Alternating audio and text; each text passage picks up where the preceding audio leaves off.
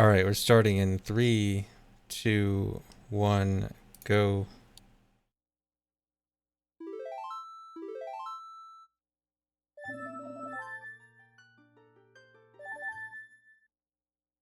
All Hey right. gamers, this is Kita, and today we have a very special playthrough of Majora's Mask. That is, I beat the game using only 2 pauses. I have someone here to help me commentate. Hey, I'm ZFG. I used to run this game. I used to be good at it. So Yeah, yeah, that's what this ZFG is is known for. yeah. So this is Two Paws 2, the second iteration, the remake of the famous Two Paws. You want to talk about this? About the significance of this? Yeah, yeah. So the original LOTAD that I did for February 21st was Majora's Mask in 2 pauses. Um, And I didn't really expect it to be anything. I didn't know I was going to do like a yearly tradition. So I just like threw it together. I had like really bad audio problems because my mic was literally broken. Um, and I've received a lot of requests to redo it, like how it would look with a modern root. So we have a much faster version now and with like new stuff. And there's no SRM in this run. SRM would just trivialize it. In fact, you could beat the game with less than 2 pauses if you use SRM. Could you do 0? Or do you still need 1? I mean, I don't know anything about SRM really. Okay. I would guess still 1.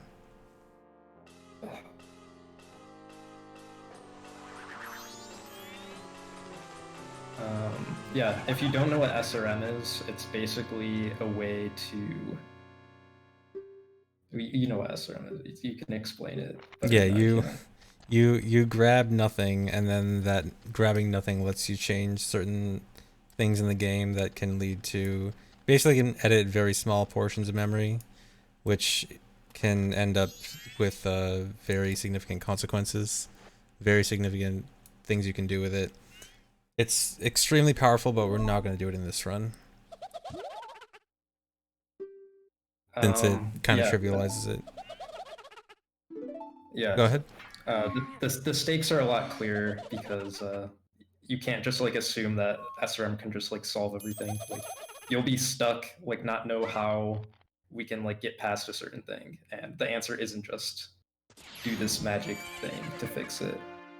We get to Yeah. do clever things. Yeah, that means that this run has a lot of like very unique glitches that you won't be seeing elsewhere, because SRM kind of it's SRM is a very complex glitch, but it lets you achieve things in a sort of simple way. But oh yeah, I still have the sidebars question mark. um, I meant to do this. I meant to do that a while ago. Uh, Pause Coney. Wait, what? For Oh, pause count, you have that wrong. cool. All right. If you're watching on YouTube, which some of you might be right now, do not skip first cycle. First cycle is different and interesting in this run. As you can tell by the fact that I already have 11 rupees. Wow, rupee collecting. Who would have thought? You don't do that every run. Getting a little out there.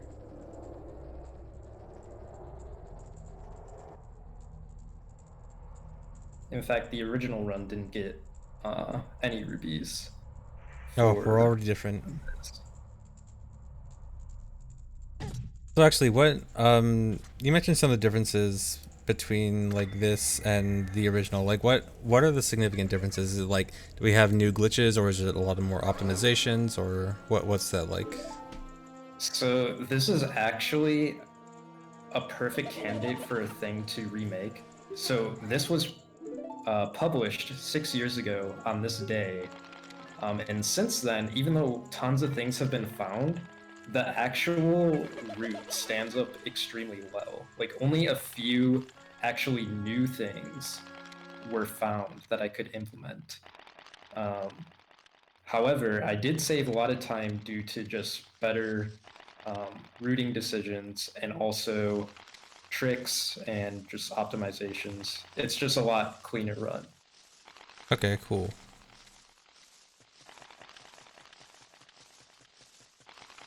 Also, I should say what a pause is just in case. Basically, in Zelda, you have 3 C buttons. And in order to equip to your C buttons, you pause to equip items, and then you can use those items. So we get 2 sets of that with 2 pauses. And if that seems arbitrary for some reason, it shouldn't. But if it does, this is also a 2 start press run. So the start button is only pressed twice for 1 frame each. I'm sure that makes it a lot more familiar to most viewers. But yeah, if you guys know, like, I'm sure a lot of you guys are aware of like Mario 64 low A press and stuff like that. And like low A press doesn't necessarily translate the same way to a Zelda game as it would for like a Mario game, but this is like a rough equivalent where you're limiting one of the basic functions, which is like actually equipping items, because you need items to, you know, do a lot of unique things in the game, and so you're extremely limiting yourself by restricting your pauses. And so this requires you to have like a lot of, there's like a lot of creative ways you have to think of to skip equipping anything, and doing the whole game with only 2 is really interesting, because that effectively means 6 items uses total, at least without some clever tricks. Yeah. Well, a good way of thinking of it is you have 6 items, but not only that, you have to use the first 3 at once, and then once you pause to change it, you can't use any of those again. So it's a little different than having only 6 items. You're limited also by time.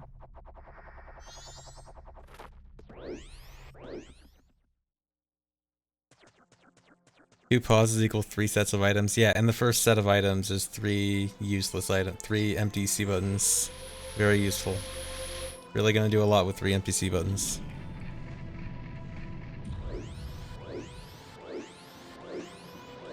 So some of you familiar with this game might know about a trick called Happy Mask Salesman cutscene skip.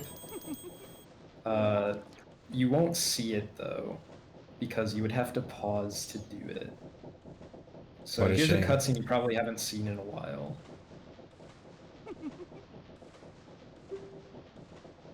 Which is also in English, which a lot of speedruns of this game are in Japanese. So this run had to be done on English, which I will explain more clearly when relevant things happen that are English only.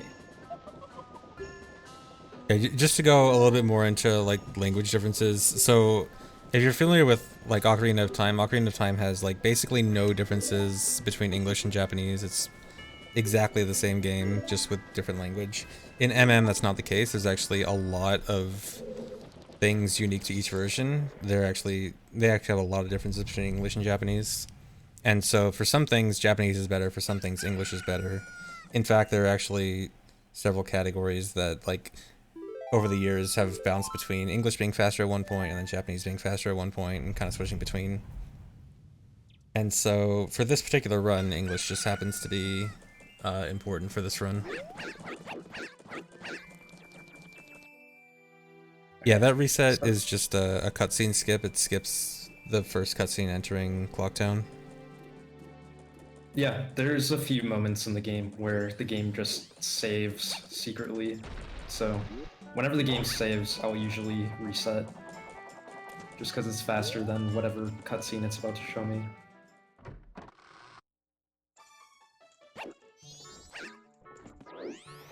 I did say first cycle was going to be different.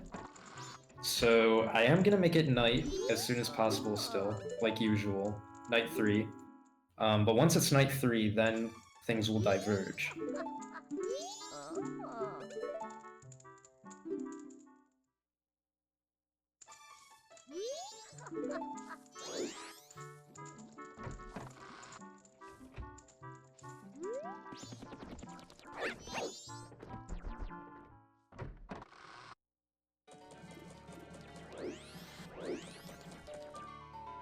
Someone in chat asked, "Is this human viable?"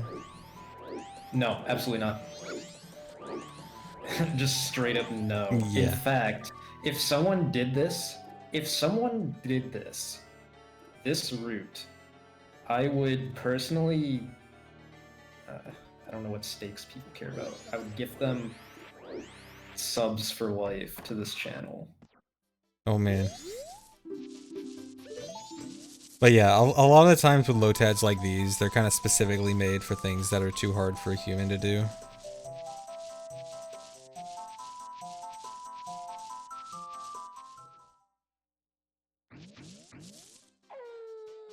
Challenge accepted. Remember that no pausing also means that you can't pause buffer. So it's not like you can use your typical pause buffer easy button to make things easy. Alright, so it is night 3. The clock tower opens at midnight.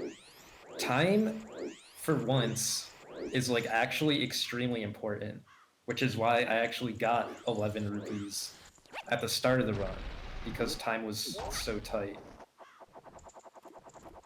So still need the stray fairy, that doesn't change. So this guard in particular, if you backwalk on that side of him, you could just squeeze past him, and we could get into Termina Field early. You're normally not supposed to be able to do that. So typically, if you're familiar with speedruns, this is where someone would go maybe farm some rupees, like I'm doing. I have 30. And then they'd go to North Clocktown. But I'm not doing that. In fact, it's unclear where I'm going right now. Okay, well, it's a little clear where I'm going right now based on this. But why am I going here? Stay tuned. Something good to note is that in first cycle, the ice that blocks this path isn't there. There's a lot of stuff in Termina Field that just isn't there in first cycle. Yeah, in fact, that'll actually come up later, so keep that in the back of your mind. Alright, so there's boulders here. We don't have bombs, so we don't have a way past this. Or do we? I just backflipped past it, which is a lot harder than it looks. And that actually only works on the English version. That's not why we're on English. Japanese has a different way of getting past the boulders. But I did want to point that out.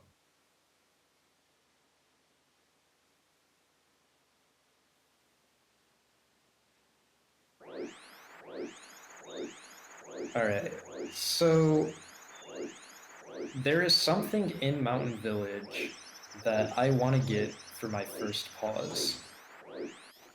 And those familiar with what is in Mountain Village might already know what the item is.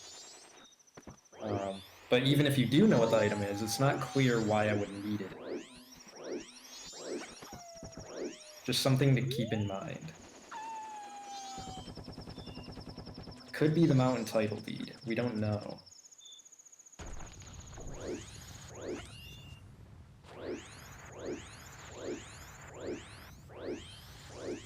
Alright, if you look at the clock, it's actually going to turn midnight in about 3/4 of an in-game hour, and game time moves about 3 times faster than normal in first cycle.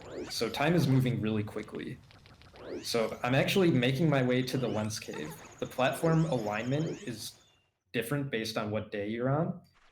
And it was actually imperative that I get to this Lens Cave before midnight. That hopping out across the platforms is really cool as Deku. Yeah, you can't just jump. You don't have enough speed. You have to gain more speed before you do the jump. So now this cutscene is playing. And the way cutscenes work in Majora's Mask is that this isn't like a pre-rendered cutscene or anything. Like, this cutscene is like actually happening in South Clocktown. That is just like a way of thinking about it. So remember that I do have to get back to Clocktown before the moon crashes. obviously. It would be pretty bad if the moon crashed. Yeah, so I rounded out to 50 rupees. I'll probably spend that money. Uh-oh, you okay? This isn't a desync, don't worry. Why would I kill myself?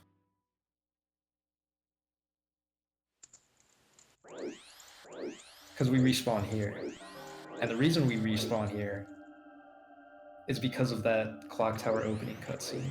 That is why it was imperative that we got to the lens cave before midnight. And the timing happened to work out perfectly. So now, even though I can't use any of them, I do kind of feel free to look around. And I bought some bombs. Probably gonna use that on my pause, not to spoil or anything, but I don't see why else I would buy bomb bag unless I was gonna use it for my pause. Yeah, I hear bombs are pretty useful in this game, so I'd imagine you want to use them. Yeah, we'll get to why bombs are so good.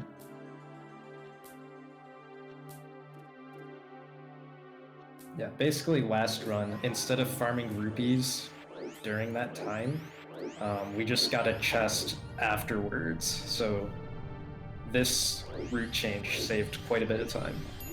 Farming rupees on the way and not having to go out of your way for a rupee chest.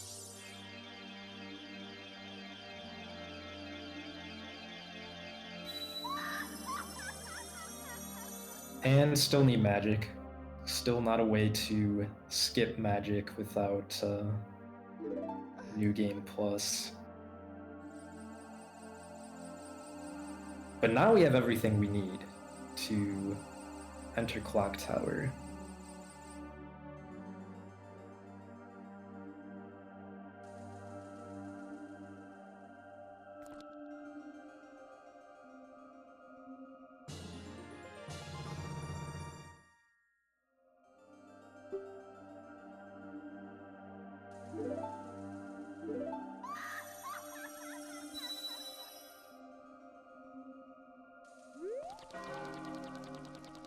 All right. Actually, wait a minute. How are we gonna get into Clock Tower without the Moon's Tier? Oh no. You need to equip the Moon's Tier on a C button to use it. Yeah, I've never seen anyone get up here without the moon steer. Oh, that was simple. That was a close one.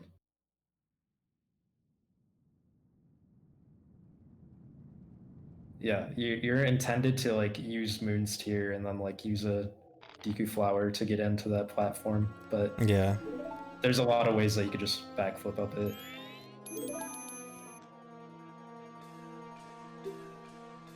So someone in chat asked, how long did this take to make?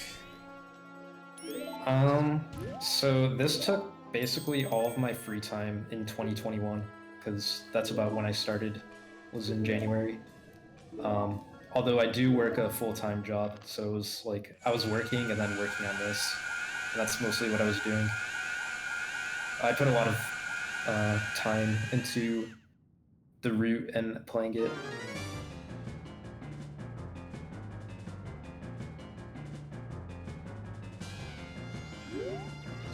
Alright, so this is the reason we got magic, so we could do that, which gives us the Ocarina. Yeah, the only thing you actually need magic for.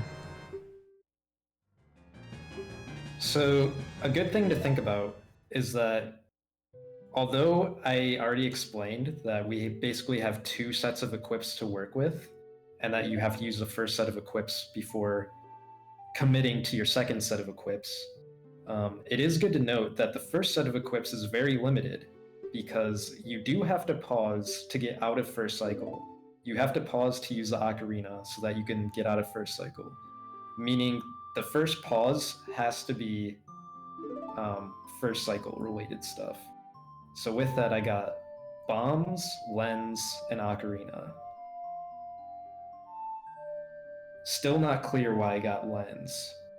Bombs That's more obvious, but I'll still explain as it comes up. Ocarina, well, you need Ocarina, so I didn't have a choice in that one.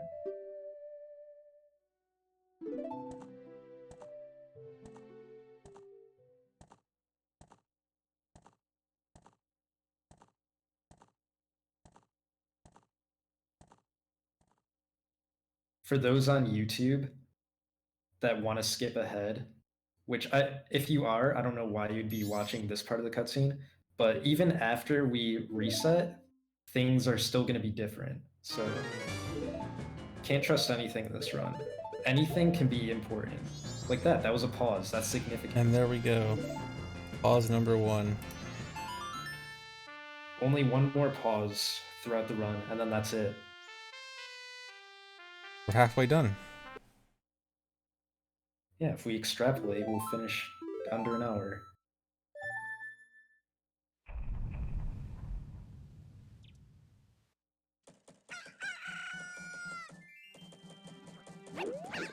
Alright, so I'm not getting Song of Healing? That's my clickbait voice. Like, normally you would go into Clock Tower, you would get Song of Healing, and you would become human. But the reason I'm not doing that is because I don't have the Deku Mask. That cutscene gives you the Deku Mask, and I don't want to waste an equip using Deku Mask. So if I need Deku for anything, I'll just do it right now. Makes sense. So there's the motive. There's actually a cutscene into South... What is this place called? Southern Swamp. There's a cutscene like right about here. I'm playing Song of Double Time into the cutscene to get rid of it. It's a little known way to skip that cutscene. So like after I played it, you could see like the cutscene was like about to start, and then the night transition skipped past it. So now we don't have to watch that cutscene.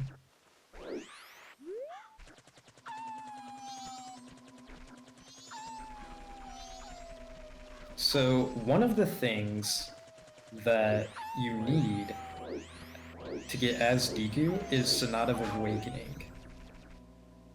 Like, the monkey specifically wants you to be Deku Link before he will teach you the song. So I will be getting Sonata. And the second thing that you need Deku for sure, is opening Woodfall Temple. So keep those two things in mind. Also, I'm farming rupees on the way.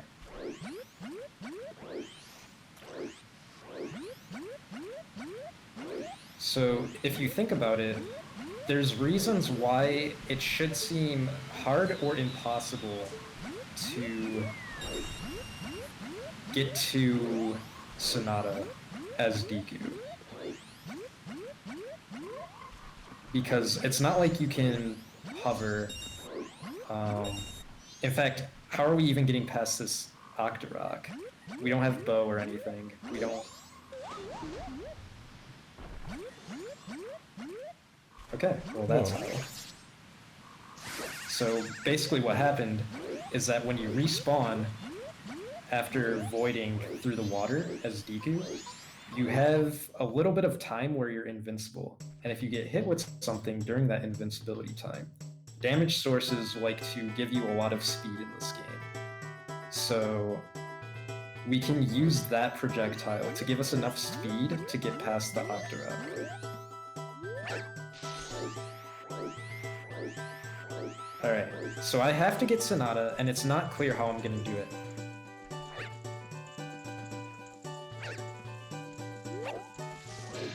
Okay, so that was a little weird.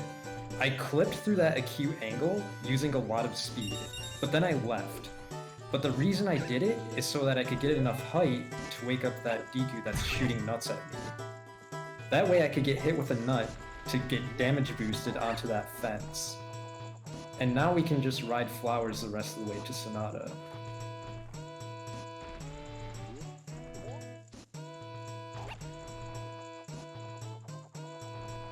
Yeah, that was really cool. Alright, so that's one of the problems, is getting Sonata. So we still have to raise the temple. Just something to think about. Well, actually, here's another thing to think about, is that when we do raise the temple, and we want to go human again, how are we going to do it? We can't use Song of Soaring because we had no way of hitting the Clocktown Owl. And if you use Song of Time, that does take you back to Clocktown. However, Song of Time undoes progress. So raising Woodfall, if you play Song of Time, the temple wouldn't be raised anymore. Meaning that we have to somehow get back from raising Woodfall Temple back to Clocktown. And there's still big Octos in the way. But the difference is there's no like mini Octorok shooting rocks at us this time. So it will be something trying to figure out how to get past that.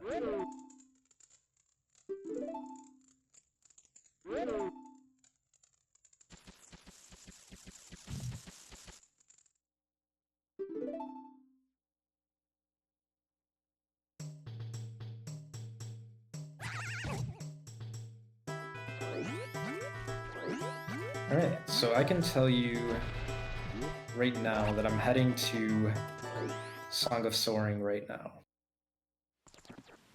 Since my goal is to just raise Woodfall Temple, and then that's just on the way, so Song of Soaring is very useful. And this area is super laggy because of the dragonflies, so I did my best to reduce lag a little bit, but there's still a ton of lag. And I skipped a flower. There was a flower to my left. I just skipped it because you could just go that distance. Yeah, oh my god, this lag. Lag is really bad. Is it worse on emulator? I was gonna say, I think a lot of people don't know about this lag because a lot of people play on VC, and VC like fixes like lag in a lot of places. Yeah, even on VC, I think that place still lags a little bit, but that was pretty bad.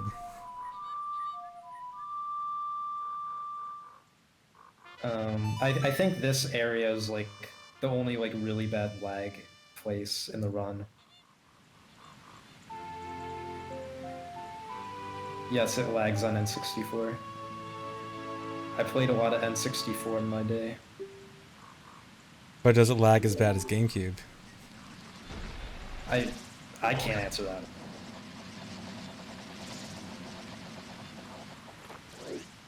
Alright, so now we have Song of Soaring. All we have to do now as Deku is raise Woodfall Temple. Well, unless there's something else we have to do as Deku. But if there is, it's not obvious. Like, to us, the uninitiated viewer, opening Woodfall Temple is the last requirement for Deku before we're allowed to become human.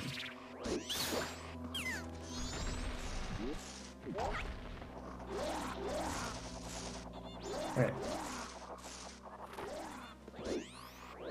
So, keep in mind that I don't have Sword as Deku, obviously, so I can't hit the owl. Meaning, when I come back to Woodfall Temple, I'll have to just, like, actually come back here again. Except I won't be able to be Deku. Now, I know what you're thinking. That wasn't Sonata of Awakening. We'll get to that. I actually slowed down time there because I want to be at a specific time for a specific reason. So just keep that in the back of your mind.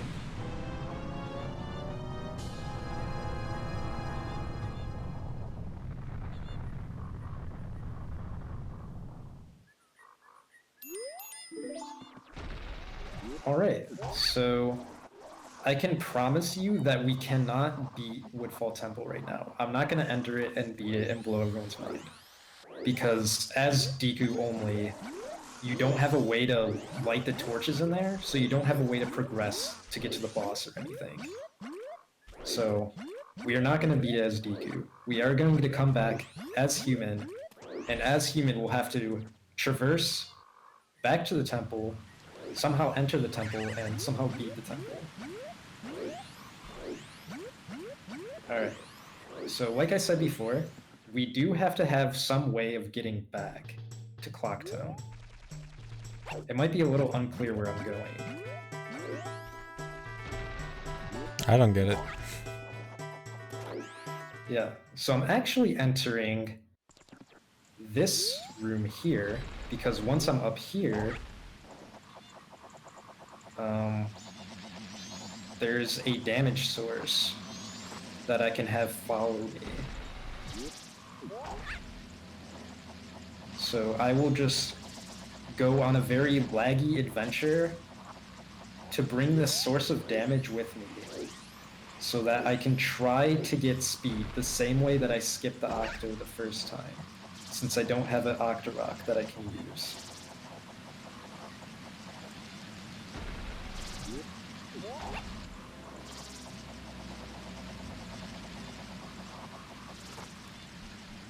Alright, so let's see how this works. They followed me here. So I'm gonna respawn. I can still get hit. And then I use that speed to get past them. Nice. Alright, now there's nothing in the way of me getting back to Clocktown. I will, however, get more rubies, since I'm going to be using them for something. Stay tuned.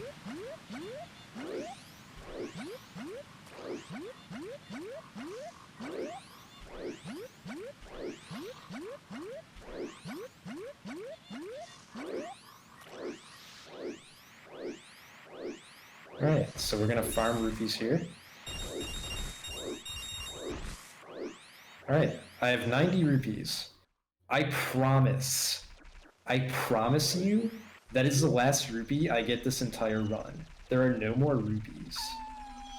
That's not important or anything, I just wanted to point that out. I just thought that was kind of cool. Yeah, it's moderately interesting.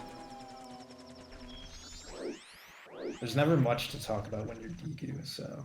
Rupees, very interesting when you're Deku. Although this was actually a pretty interesting Deku section. As far as Deku sections go, this was very interesting. Yeah. Two Paws has a way of making everything you do interesting. It's just a good restriction set to work with. Alright. Interesting. I'm setting the time back to normal. It's as if I want it to be a very specific time. Something to think about for the next 3 minutes while we watch this cutscene. What in-game events could be happening very close to midnight on the first day?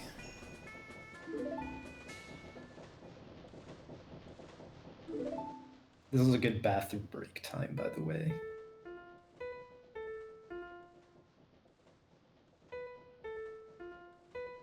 The rest of the run doesn't have very many breaks. In fact, I'm a little nervous having to explain some of the things, considering so much is going to happen so fast. I don't know if I'm going to be able to keep up. And then we have this cutscene.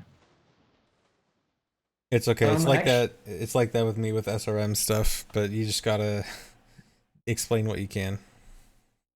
I think since this cutscene's like nothing, this is like a good time to like talk about like very basic bomb tricks that speedrun viewers probably know about, because it wouldn't detract that much. Yeah. If you want to, I feel like you've explained this stuff a lot. If you want to just like explain what ISG, bomb hover, and Hess is. Yeah, sure. So yeah, bombs are super important in both Ocarina of Time and Majora's Mask because they have a lot of unique uses. So the most basic stuff is infinite sword glitch ISG and bomb hovering. So ISG is just you do a crouch stab and you interrupt it by doing some kind of action or having your shield get hit, and it keeps your sword hitbox out permanently until you do something else to disable it. And that's good for both doing damage quickly, but also because it allows for the next glitch, bomb hovering, which is when you shield damage in the air with the infinite sword glitch active, then you'll stay in the air, and you can repeat that over and over. So using bombs as a damage source and using the infinite sword glitch, you can essentially just fly in the air, just continuously hover in the air. And in Majora's Mask, that's an extremely useful glitch. It's pretty much the entire basis of speedrunning this game. It's like one of the most important things about speedrunning this game. And then there's also stuff like super sliding and hessing, which is just a very fast movement technique, allowing you to go backwards at really high speeds. And there'll probably be more than that too. Bombs are very useful in many different ways. Alright, yeah. So those tricks, although they sound crazy, those are like the backbone of speedrunning Majora's Mask for years. So this run has a lot of more crazier tricks than that. That's why I thought it was fine to just get that stuff out of the way now. Yeah, a lot of people watching this probably already know that, but if you don't, those are like the very basic important things of speedrunning. Yeah, so now that we're out of this cutscene, I just want to remind everyone, we are not going to use Deku Mask ever again. So anything that we needed as Deku, we got it out of the way now. So just keep that in mind. And now we're gonna actually play. Okay, that was just a long cutscene. Alright, now I can hit this owl, since I have a sword. Okay, so those wondering why I set the time to be specific, it's because at around this exact time, this happens. So I timed it pretty much perfectly. You can't really be any later than that. You might be wondering why I would get Blast Mask. That's what this event does. It gives you Blast Mask. Since I already have bombs, I don't see how it would be that useful to waste a slot. So I agree. I don't need Blast Mask. That's why I skipped it. By walking through that loading zone at the exact right frame. However, when you save the old lady, the big bomb bag is restocked for 90 rubies. That's what I was interested in. I wanted 30 bombs.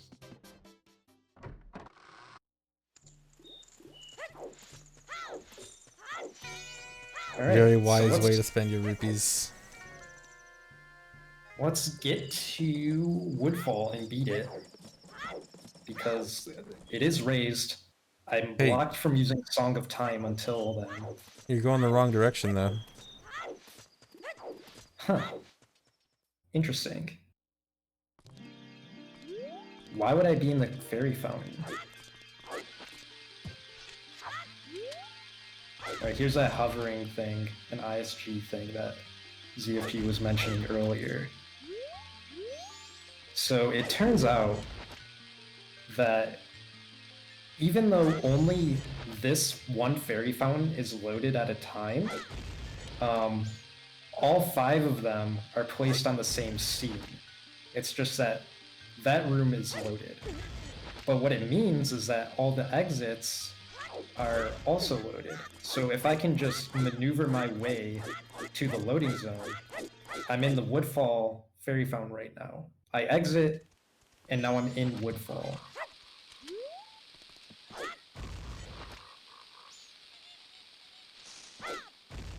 And now I'll just hover my way to the actual inside of the temple.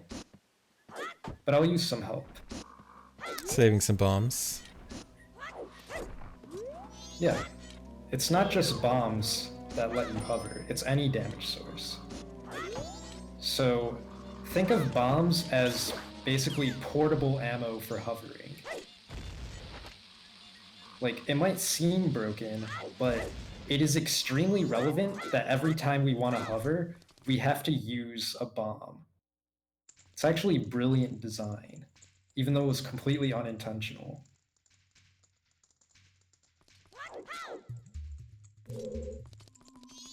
So, beating Woodfall with the amount of bombs I have is non-trivial.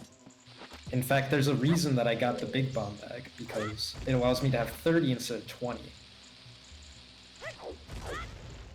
So would it actually just straight up not be possible to do this section of Woodfall with 20? Not to my knowledge.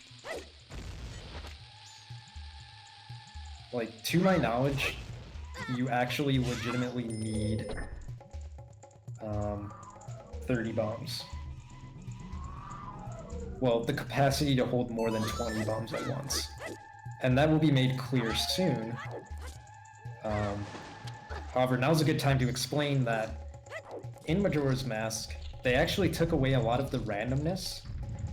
Not all of it, but a lot of it, which is great. So there's certain spots that are guaranteed to have drops. So that pot right there will always have a bomb drop. So I got 2 of them. I have 24 bombs. Now I have enough to beat the dungeon. So 24 is enough. 20 is not. So keep that in mind. This fight is for bow. I will need the bow, so I am getting it.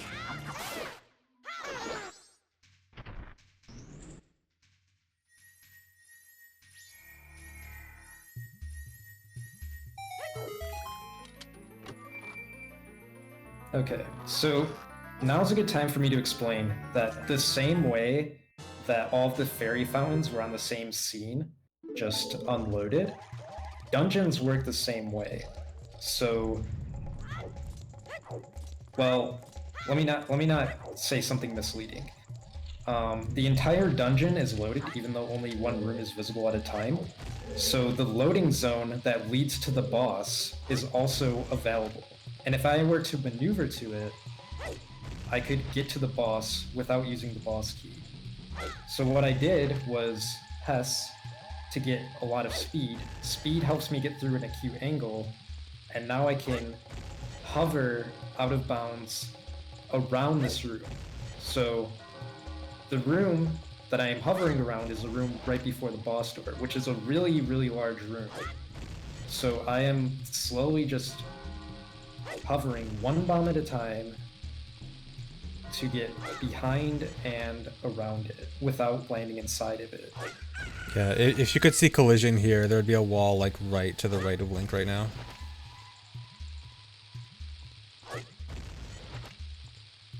So this right here is why we need more than 20 bombs, just because the room is so big. Yeah, in speedruns, you'd normally see this done with both bombs and bomb shoes, which is how speedruns do this with less than 20 bombs, but without bomb shoes, to like stop a mega flip or to just add to your hovers, you have to use one bomb by one bomb, and it takes much longer.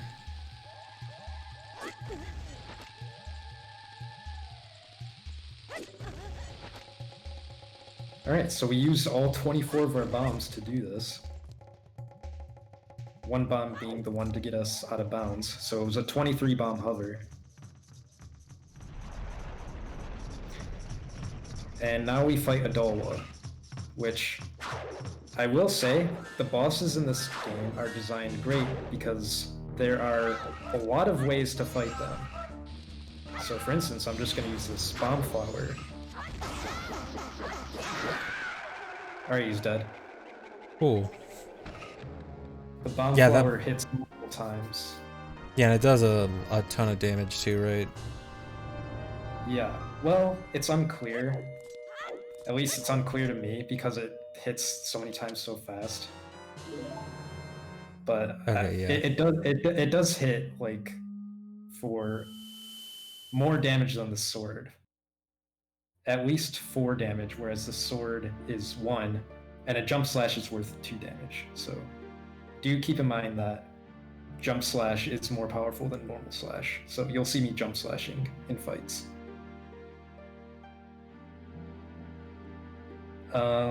And I will explain now, since this is like a cutscene. When you beat bosses, there's 4 cutscenes, but they'll actually play in the same order no matter what, despite what order you beat the dungeon in. So if I were to beat Snowhead first, I'd still get this exact cutscene. However, something of note is that there's a cutscene after this in Woodfall Temple itself, and that will only play if you beat Woodfall first, which we did. So it would be faster if we didn't beat Woodfall first. However, we had no choice. Based on the circumstances of this run, we had to do Woodfall now and couldn't do any of the other dungeons first because there are obstacles that stop us from doing so.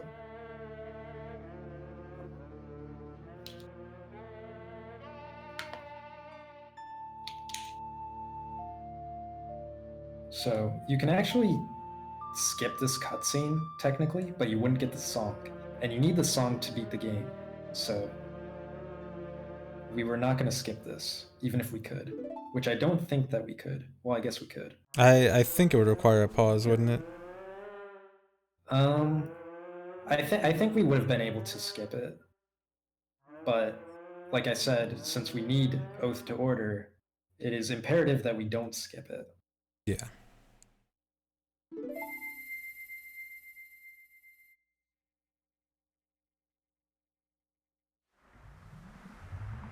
Alright, so now that this dungeon is beaten, Song of Time is back on the menu. Like, I'm free to use it whenever I need it.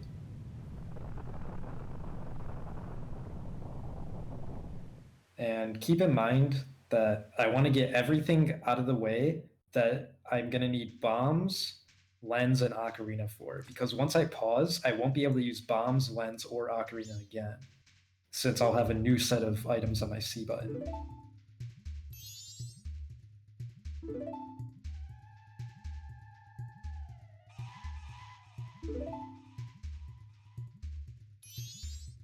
Yeah, so this is a cutscene that we're only watching because we beat Woodfall first.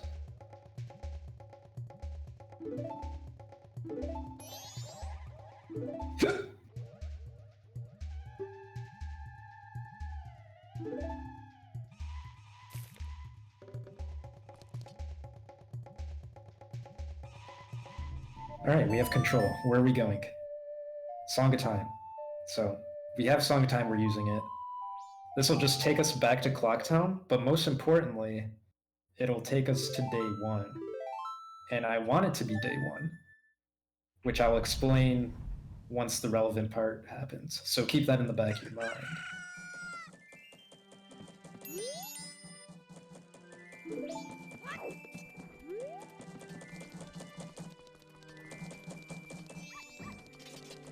Alright, so I said that I'm not going to get rubies again. Meaning that if I want bombs, I'll just have to pick it up from bushes. So that's exactly what I'm going to do.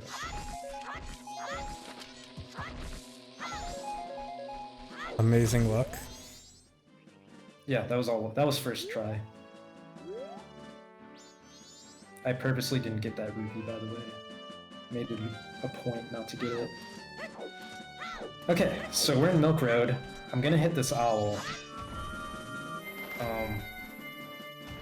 There's a big boulder. It's probably pretty obvious. I'm just gonna hover over it. Or not. Just kidding. Yeah, that was an A slide. The A does not stand for A button, so pretty bad name. It stands for analog slide. You alternate between holding down and neutral on the control stick every other frame to maintain your speed forward. And you have the shield in order to change your hitbox so that you can actually pass through the boulder. Since the boulder is an actor, it's not like part of the environment.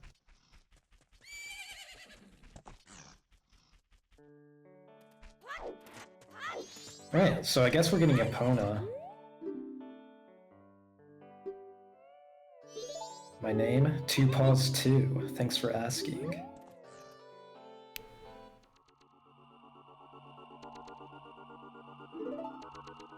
So, last 2paws, I got a time of like 13 point something on Epona archery.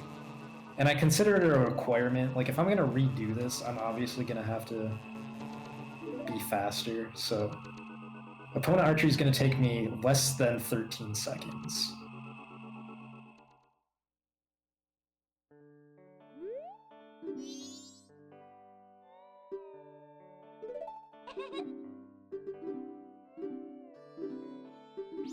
Keep in mind, if I did this before I beat Woodfall, I wouldn't be able to use the bow since I wouldn't have bow, and I just had to like sit here for 2 minutes, which I don't want. So that's why we're doing this after Woodfall. Alright, sub 10. That was pretty fast. It's a LOTAD, so I wasn't worried about getting it faster than that.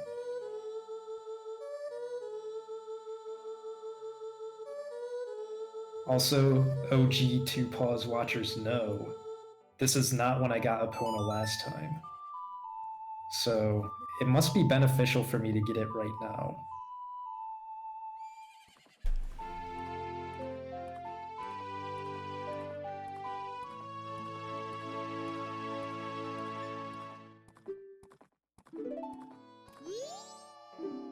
Alright, so Epona might have like 1 or 2 uses in this run. We'll find out.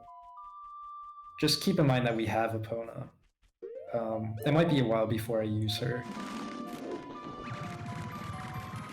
Alright, so I'm heading Milk Road.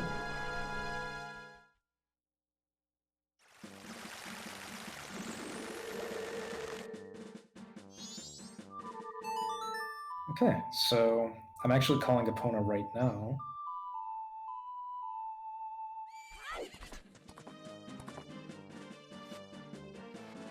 Alright. So I got on and off Epona because when you get off Epona, it's the act of getting off Epona that her position and scene is saved. So Epona will stay there. And right now I'm copying my file to file 2. This is file 1 still. I just copied my file to file 2. That'll come up later, so keep that in the back of your mind.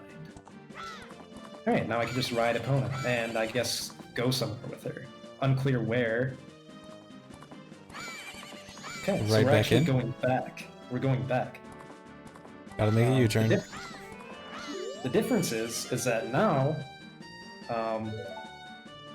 the area-specific variable that knows that if you're on Epona is set to true because I entered the area on Epona. So what happens when I save at the owl while on Epona, I can reload the owl and still be on Epona because of that. And what's interesting is that I can use my C buttons, which I will explain later, so keep that in the back of your mind. But just know that I can use my C buttons until I actually warp. Now I can't use it anymore. So I'm just gonna save again. I'm still considered on Epona, so when I reload the file, I will still be on Epona. And now I can use items again. So I'm going to West Clocktown. And if I use an item that has a cutscene, I can control Epona remotely and ignore loading zones. So I can get past the West Clocktown loading zone and hit this owl that was made to look like the South Clocktown owl, but isn't, which we call the hidden owl. So the important thing that I just did was dive while having that text box up so I can have an owl save and not actually go back to the title screen, which has a lot of implications, which I'll explain later, so keep that in the back of your mind. And here we have something very classic to speedruns.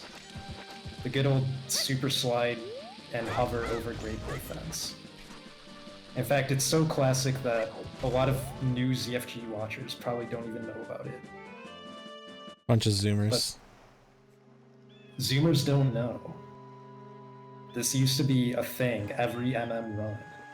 Zoomers don't know we did this first thing after first cycle and didn't just warp everywhere.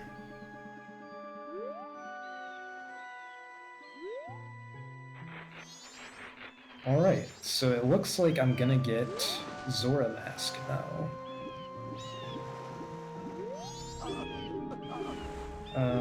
Hopefully everyone remembers all of the things that I told them to keep in the back of their mind. I saw some people in chat having a little bit of trouble keeping track of everything, but I'm sure they'll remember it when it comes back up. Yeah, it'll come up. So the Nice. cutscene of Mikau walking is actually slower than it takes for King Zora to move. So I just placed him closer so we could get a shorter cutscene.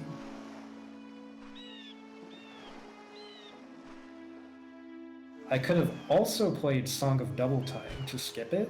However, I didn't want to do that, and I'll explain later why.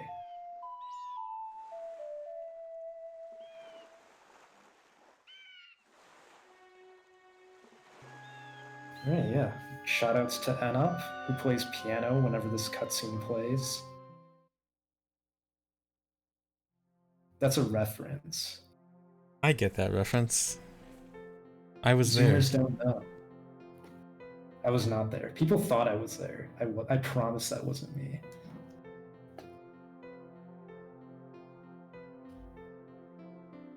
Alright, I have to actually check my notes because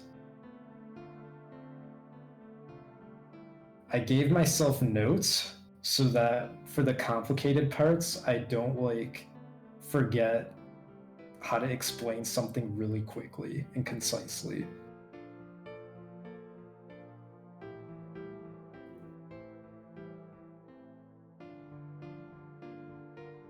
So I have a note that says, can explain Lewis scripts if you want. I don't want to.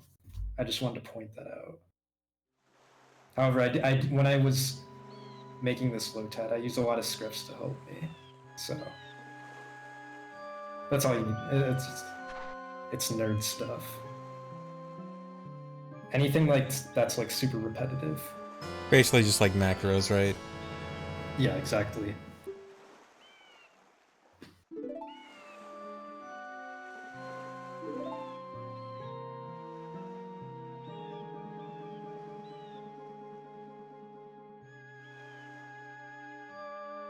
Alright, so what else do we need on this pause? We got Zora Mask, which we'll obviously have to use. Since Zora is needed to get New Wave Bossa Nova, it's needed to raise the turtle. So we need Zora. This has off a damage source. I actually want more bombs, so I'm gonna get one from this rock, which has a 1 in 16 chance of happening. That one's not one of the guaranteed bomb drops. And now I'm going to maneuver to the fairy fountain.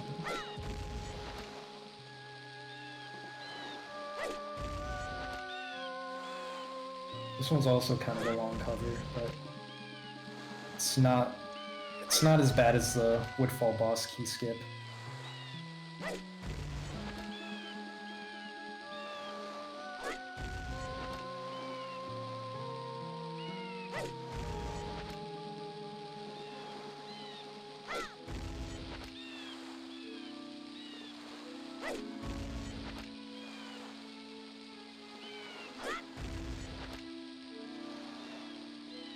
And yeah, anything that needs bomb hovering, I'm just gonna do now.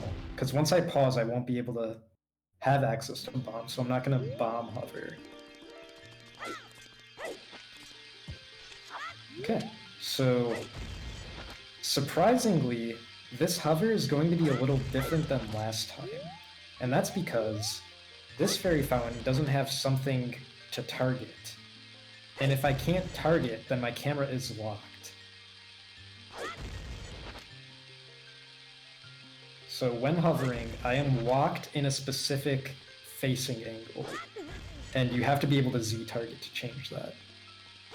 So that's why I have to use more bombs side hopping to get out of here. Yeah, commonly you're able to use bomb juice to like target mid hover and then change your angle, but again, no bomb juice here, so that can't be used either. Alright, so which fairy fountain did we just enter? Icona. Interesting.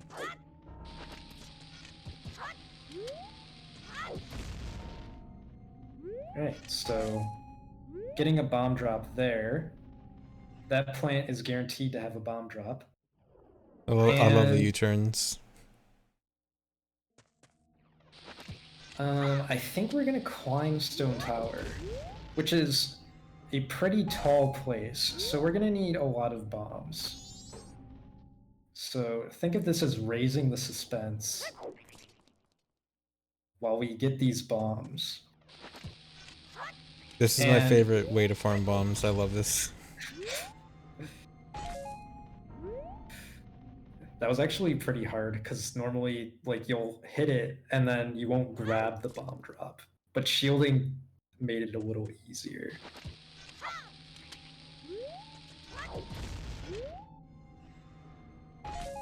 It's going to be extremely relevant that we only have 30 bombs to work with. That is actually very limiting considering how tall Stone Tower is, and we don't have hookshot or anything to help. We have to somehow make it from the bottom. Now we're here at the top.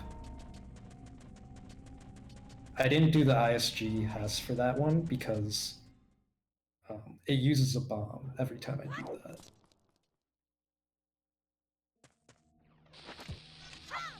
And if anyone was actually wondering why I didn't get Blast Mask, I wouldn't be able to get Blast Mask on pause 1, so I'm not going to waste an equip on pause 2 for Blast. So you are stuck with 30 bombs, somehow having to get to the top. And I actually made it a little harder on myself by going up with 29. So we'll see how this is possible.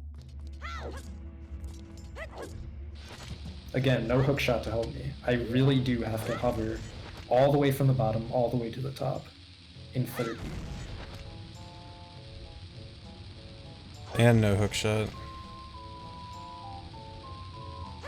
Yeah, normally hookshot analogy is what helps people. We do not have either of those.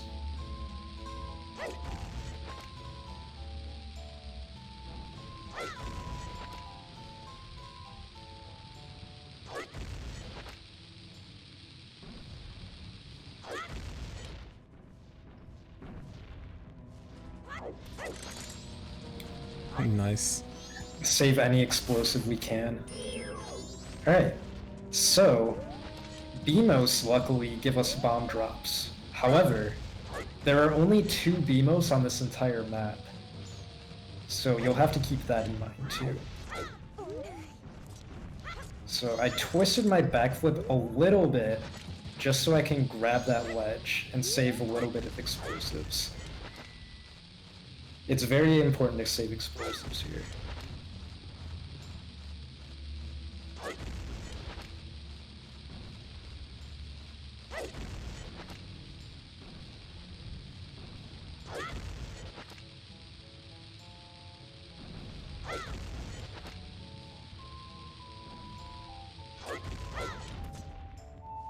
Okay, so I'm playing Song of Double Time here, and what that'll do is it'll save my position where I am. That's important, which I'll explain probably in the next 30 seconds why that's important. So thankfully, when I made it night, the BMOS respawned, so I could get a bomb drop again. And now when I void out, my position's saved. So think of Song of Double Time as ammo for setting respawn coordinates. Just as bombs are ammo for hovering. So every time I want to update my position, I'm going to have to make it forward an extra half day. Alright.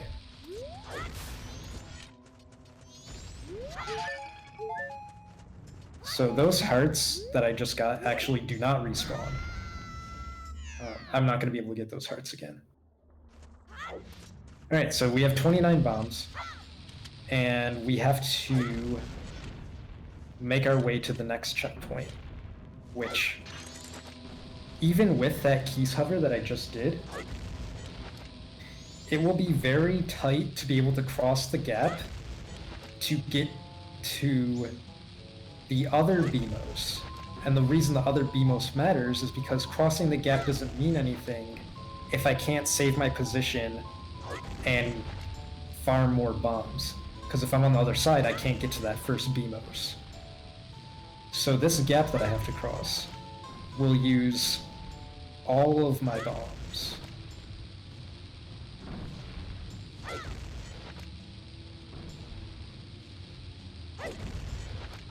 And I optimized these bomb hovers for mostly getting height, but also getting some distance. And we barely will make it. Spoilers, we do make it. I didn't mean to give that away.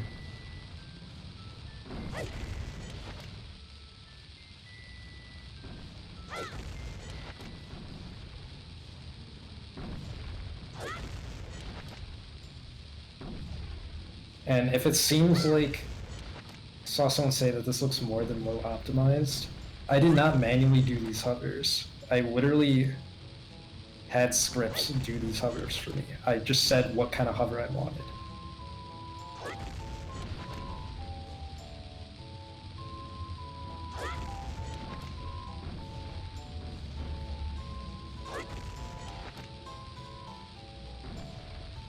Alright, running out of bombs, so hopefully we're pretty close.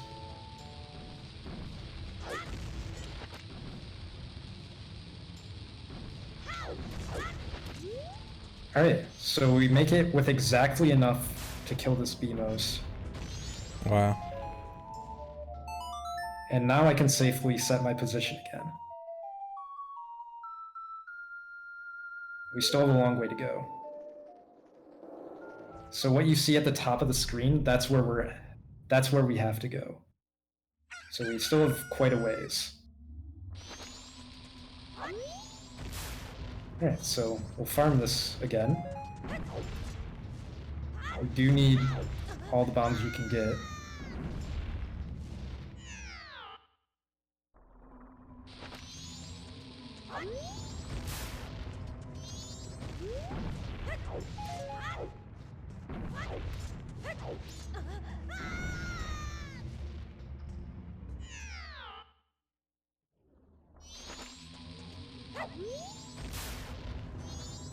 No, voiding does not deal damage in this game, which is really good, because if it did, probably couldn't do this. Yeah, I'm not sure how we would solve this if voiding did damage. Considering, like I said, those heart pots don't respawn. Do the keys respawn? Maybe you'd have to, like, farm the keys. I actually don't think keys drop hearts. I believe they can only drop arrows. Interesting. I am not 100% certain, but I'm mostly sure that that is true. Alright, so we're stocked up on bombs.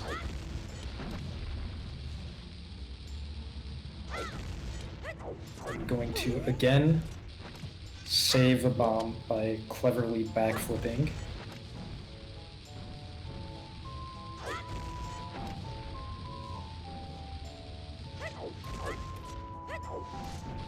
Alright, so now we're going to cross gaps again. Something to think about is that I said that there's only 2 BMOs on this map. And we've already seen both of them. So it'll be interesting to think of how we can get more bombs after I cross this gap. Since, of course, this will take a lot of explosives.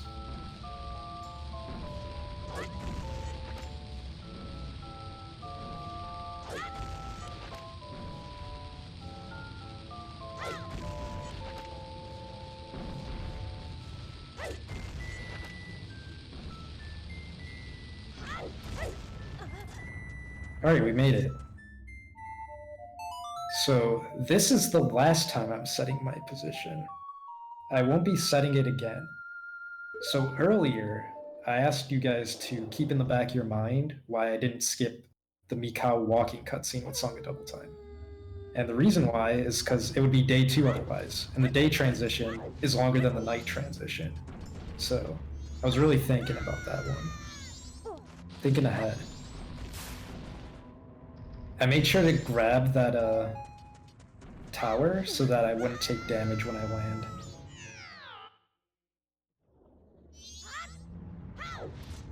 Because otherwise, if I don't grab that, I'm just gonna take damage. There's no hearts to heal me, and then I wouldn't be able to live. So, kind of important that I don't take damage. Alright, and this is the last farm. Like, I let myself get damaged. Alright, so I will make it the rest of the way with 24 bombs.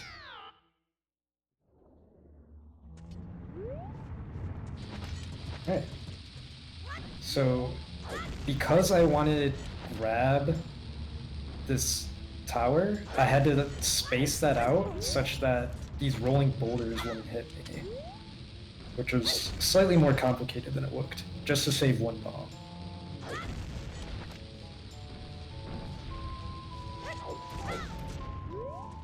Alright.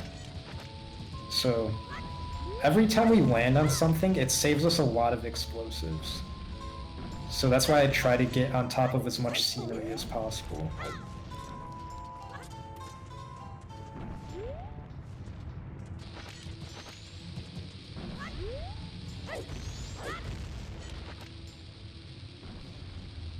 I saw someone in chat ask, is this even faster than like the Blast Mask cover from Low Percent?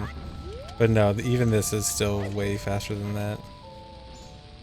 Yeah, Blast Mask takes it about 17 seconds, I'm pretty sure.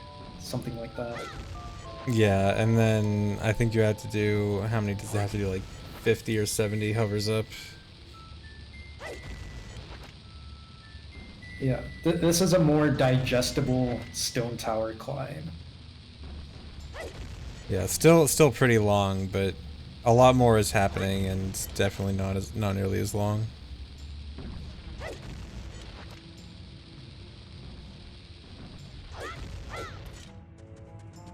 Alright, so now I can hit the stone tower owl.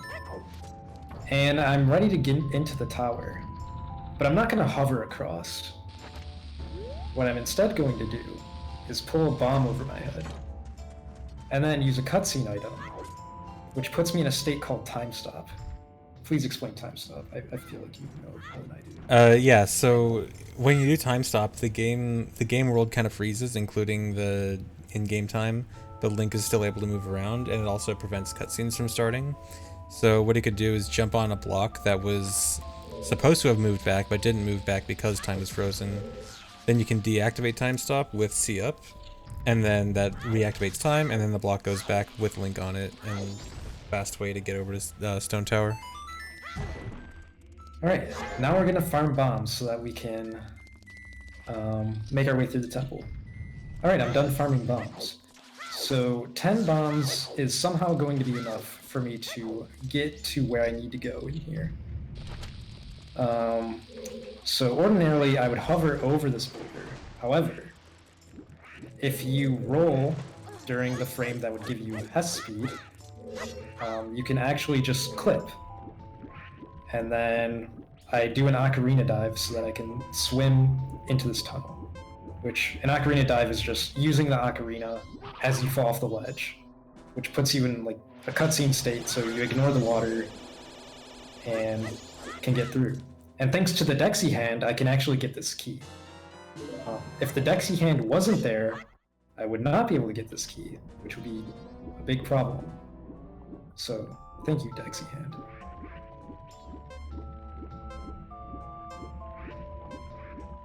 Is there an alternate key you could have gotten, or like, would that just be another pause required? I don't think there's another one because all the other ones are in inverted stone tower. Oh yeah. So I am going to hover over this. This block is not in a corner. I can't do anything crazy. But I saved 2 bombs from my last run of 2 paws. How? Well, I actually targeted that bow, which it looks like I didn't. But because I targeted it, I was able to move my camera, and I could get a twisted backflip. Like, I could just backflip backwards to be able to grab the ledge much earlier. And now I use these updrafts and a recoil flip, which just shielding damage just puts me at max speed. So I let the bomb blow me at max speed, the updrafts just move me through the room, and now I can fight the Garo monster. And this will give me light arrows.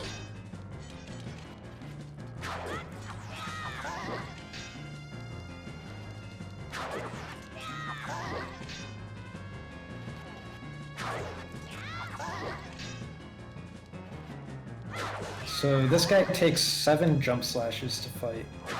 Since I had a bomb, and bombs do the same damage on this guy as jump slashes, I did 1 bomb and 6 jump slashes. Also using lens for no reason here.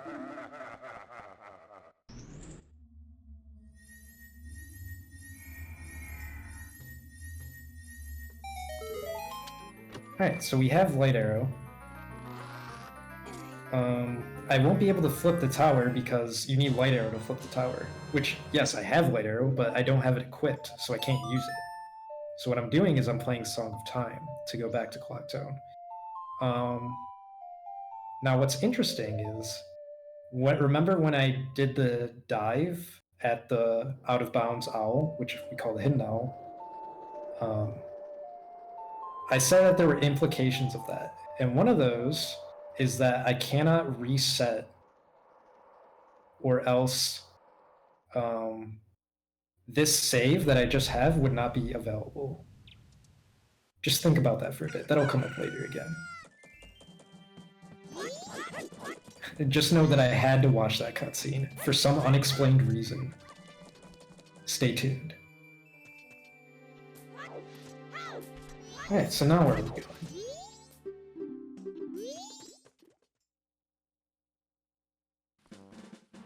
Well, I noticed you still haven't properly used lens, even though you've had it equipped for like an hour now.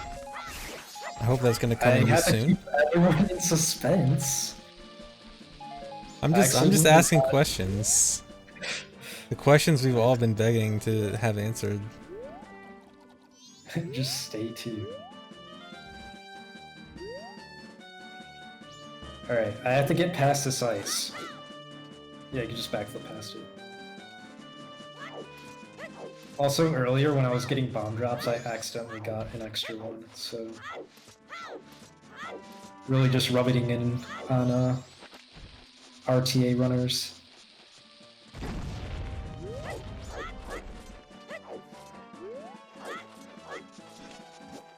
Okay, so I want to go to the Goron Graveyard right now. And in order to do that, you have to climb an invisible ladder.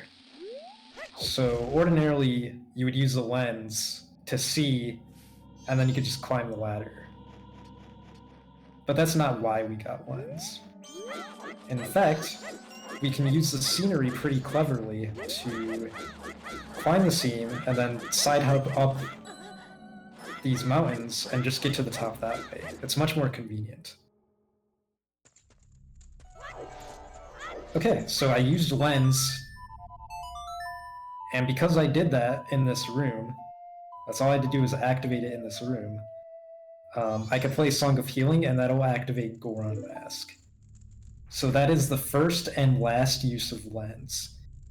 Somehow that one use made it valuable enough to not only go out of the way to get it in first cycle as Deku, but use it as one of the very precious C button slots.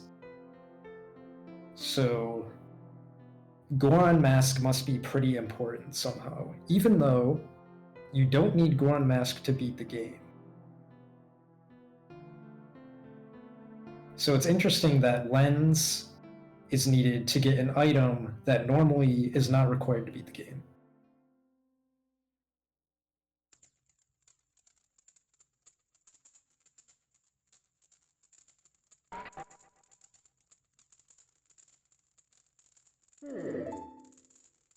Okay, so what else do we want to do with bombs and Ocarina? I already spoiled that we're not using Lens again. So if there's anything else in the game that needs bombs, I have to do it before I pause. So we'll see what I come up with.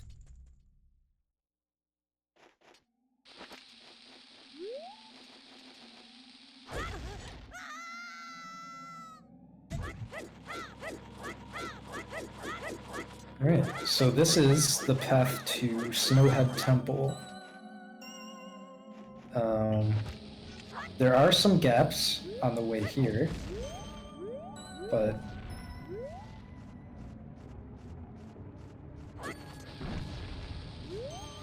Nice. I Just slowly originally making thought it your was way. impossible to do that since the slope is like so steep, but I actually was able to get across. I lost my Hess though, but very surprised to find that was actually possible. Okay. So in this map, if you don't play Goron Lullaby, there are very strong winds everywhere, and the winds are faster than the maximum speed that I can travel at. So as you can see, the wind is still pushing me. But since I have ISG, it acts as my sword swinging, and sword swinging prevents you from falling off ledges. So I can just stick to ledges while the wind is blowing, and then when the wind is not blowing, keep moving so I can try to get into the temple. Also important version difference to note here is that on the Japanese version, you'd lose all your speed if you touch a ledge while hissing. So this is another reason why English is important. Yeah, so I was going to say the other reason why we legitimately need English, but I'll say it the next time it comes up, even though I could have said it before. So this block, you need Goron Link to push, but I can clip using the icicle to get past that.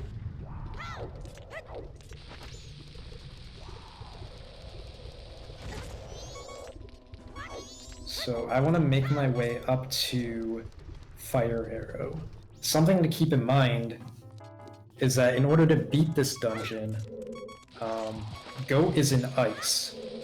And the only way to activate Goat is to use fire to melt the ice. Now, the astute viewer will know that I don't have anything with fire equipped on my C buttons. So keep that in the back of your mind.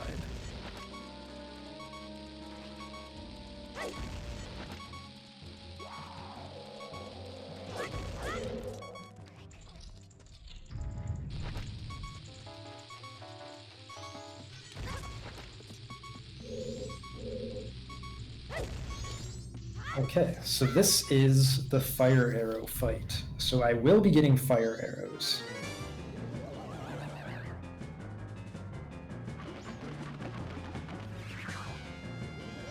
Remember, I can't use anything unless I pause to equip it. But it seems like there are more than 3 things that I need.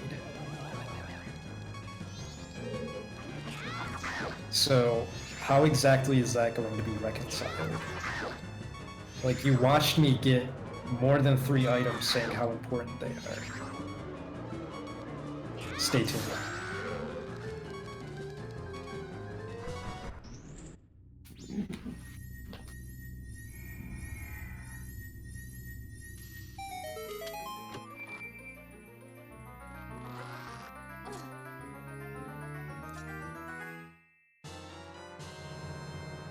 Okay, I have fire arrows. Now, I want to get out of bounds.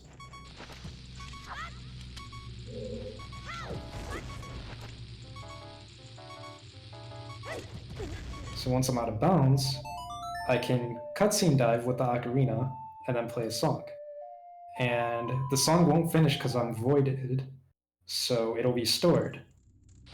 And that the next time a text box comes up, the text box for using Song of Time will come up. That'll be important, keep that in mind. Also, note that it is absolutely imperative that I remove all of my ammo. So I can't have any rupees, I can't have any bombs, and I can't have any arrows. That's also important. Keep that in the back of your mind. Does magic matter or not? Magic does not matter. But any sort of ammo, like bombs, arrows, pictograph, which obviously I don't have, but stuff like that. Powder keg. So that means I need to have exactly 0 bombs before I do something wacky. So now I have 0 bombs. I'm going to clip through that acute angle to get to the boss. Yeah, now I need fire to actually fight this guy. So I think a pause is coming up. Here we go.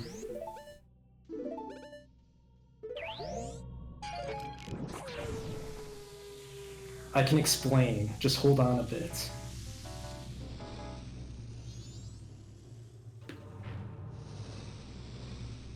I'll get to it. Just let that marinate for a sec, I'll explain.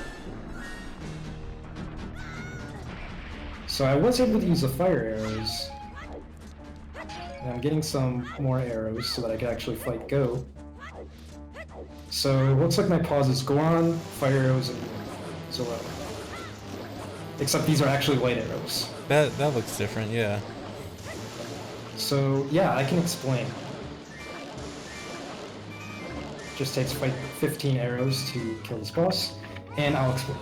Okay, so when you save at an owl, without going back to the title screen, which is what we did when we voided at the owl in West Clocktown, there's special properties with Song of Time. So, like I said before, if you play Song of Time with ammo, your file gets deleted. So that's why I had to make sure that I didn't reset when I got light arrows. I cannot reset.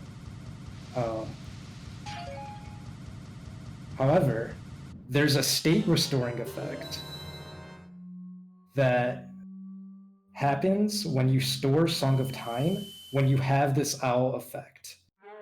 So after selecting yes to save with Song of Time, after 2 to 3 seconds pass, it'll go back to the state it was at when you pressed yes. So in that pause, I brought up a text box to bring up stored Song of Time, then saved when I had light arrows. Then during those 2 to 3 seconds, I equipped Fire Arrow and shot it before it reverted my C buttons back to what it was when I saved, which was light arrows. And that trick was called 0th Day. And I hope you like that trick, because I'm not going to use it ever again in this entire run. So all of that was just for my second pause.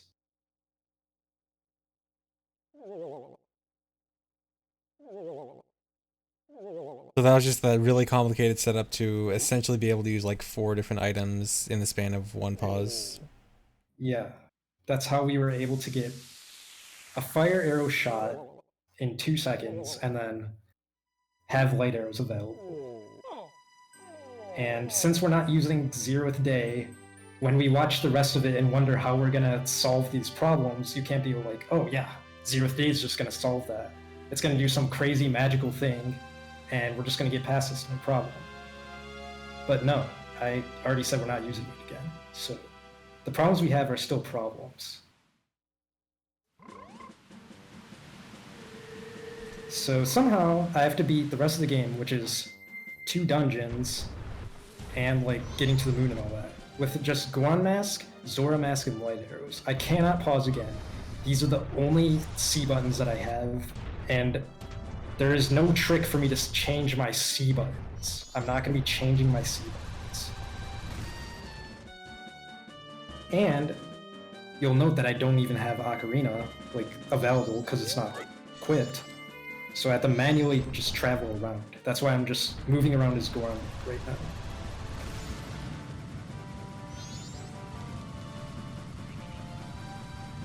Where am I going?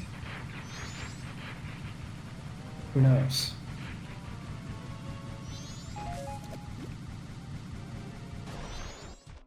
Alright, so here we have Takuri, who just stole my sword.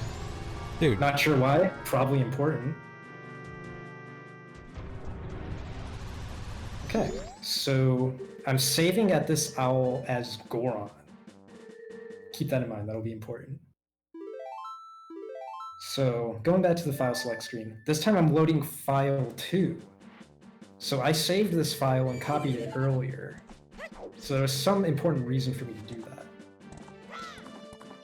So as I already mentioned before, if I enter the area on Epona and save at the owl, then when I load the owl save, I will appear on Epona.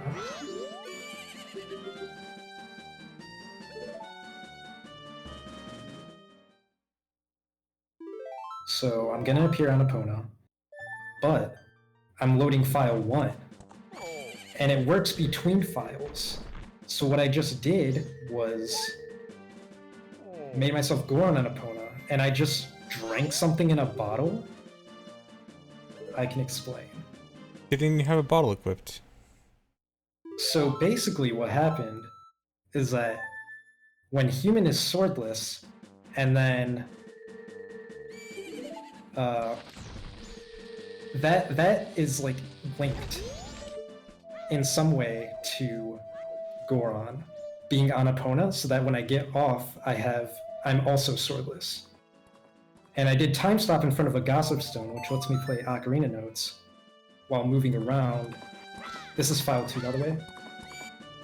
So I just stored Song of Time, and now I'm bringing that with me while I save at this owl statue. This is file 2. So I'm bringing Epona and stored Song of Time to file 1.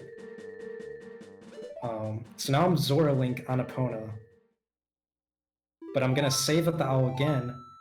That way I can actually use C buttons on Epona. So I want to be Zora, and then switch to Goron, and then use the stored Song of Time text, which just came up because of the text box, and save. And when I save, it brings my sword back as human.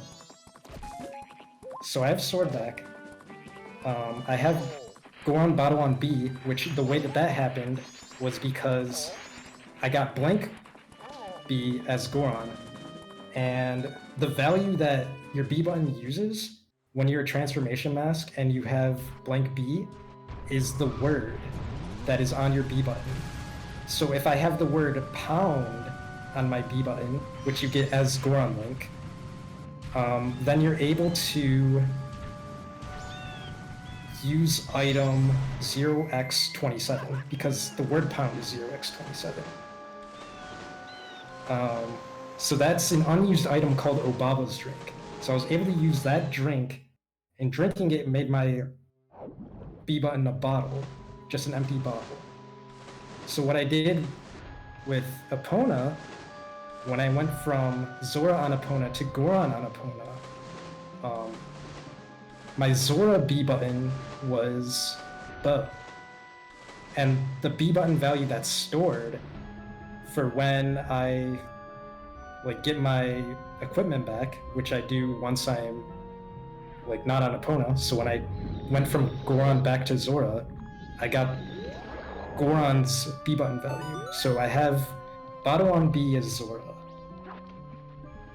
That was probably all self-explanatory. So now I can get that egg, and that's the only egg.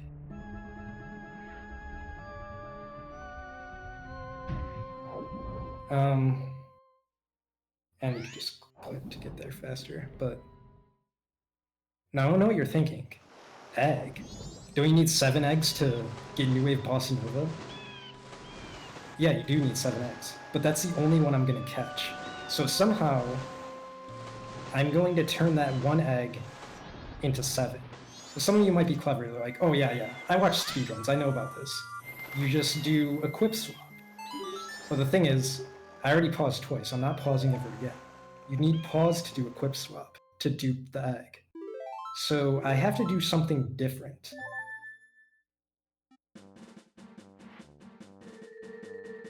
So we're gonna bring Epona back for some reason.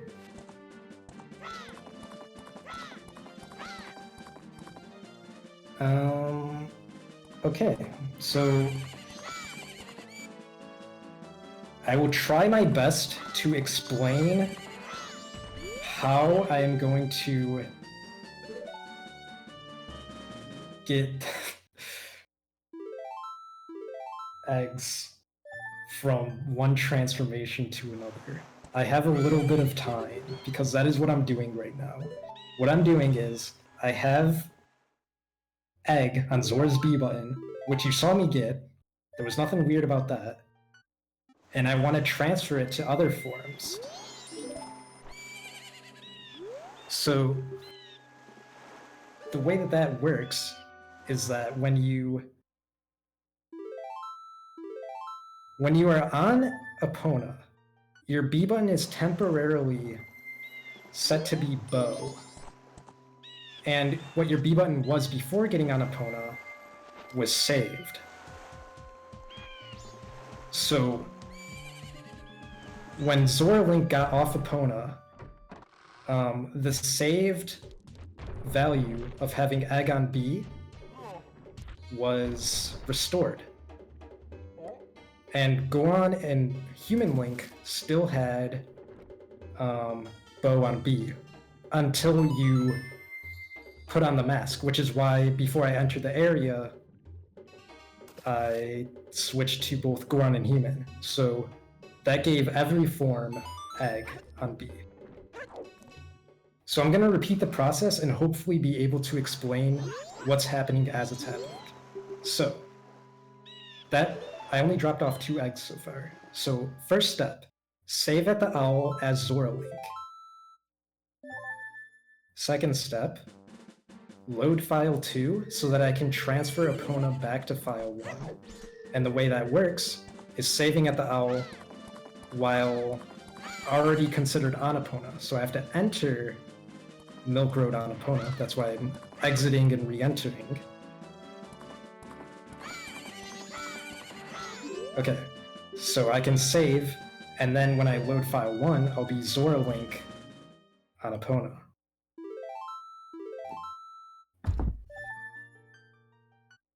So I can't use C buttons though until I save again.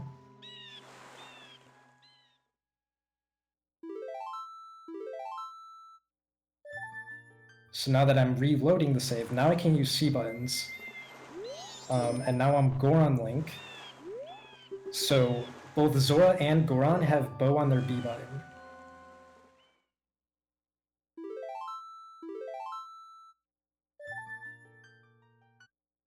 And now I do this one more time, and now I'm Human. And when I get off, my stored value of Human's B button was egg, since I didn't use Human's B button. Now I was able to turn Zora and turn Goron. And when I did that, I had bow on B. They're like, okay, you're not on Epona, so we're gonna restore your stored B value. And then the stored B value was set to egg. So now I have 4 eggs in the tank right now. Okay, and so you have to intentionally not use humans so that you can still like revert that B button to Goron and Zora's B button? Yes. So you need 7 eggs total, so I only have to repeat this one more time, since I will be able to use all 3 of them, since I won't have to repeat the trick anymore after this. So 2, 2, 3 equals 7.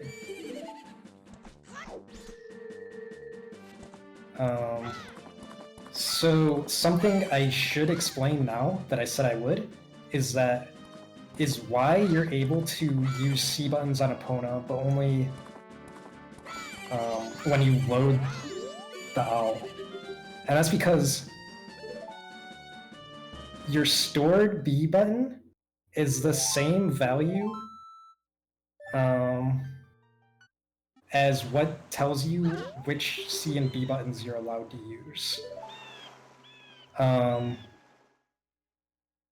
And when you just load, when you loaded the owl on Epona, it doesn't like clear that out.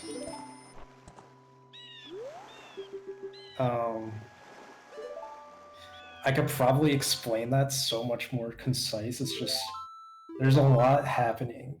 So like it sets the value that you're not supposed to use C items when you get on Epona, but when you It zeroes everything out.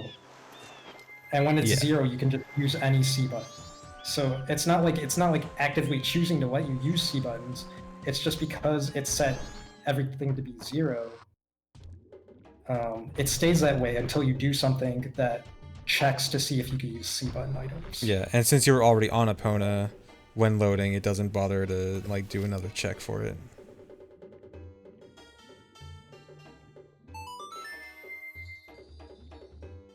Okay. So something to note that will be important later, so keep this in the back of your mind, is that when you use human bottle on B, like I just did there, that's actually linked to your ocarina. So I actually have bottle over my ocarina slot now, even though you have no way of knowing that. So that's actually going to be important, so remember that. Anyway, I have all the eggs, but I can't actually play the song, because normally what you have to do is pull out Ocarina in front of the guy to be able to get the cutscene to start. And I don't have Ocarina equipped, so I have no way of doing that. So what I'm instead doing is I'm getting bugs on Zora's B button, which will somehow help. And I'm going to catch those bugs, so I have bottle in my hand.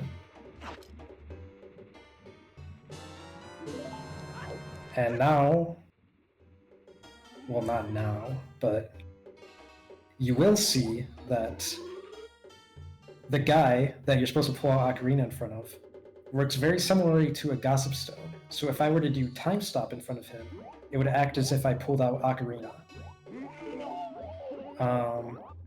So before I did Time Stop using a bomb, I'm simply doing it with a bottle. Which was the original way that was found. You do Time Stop by shielding and then using the bottled item. And I couldn't skip this cutscene because you need to pause to be able to do that. Or maybe pull out Ocarina, but I don't have Ocarina equipped, so I couldn't. Alright, so this was one of the uses of Zora Link. Getting this.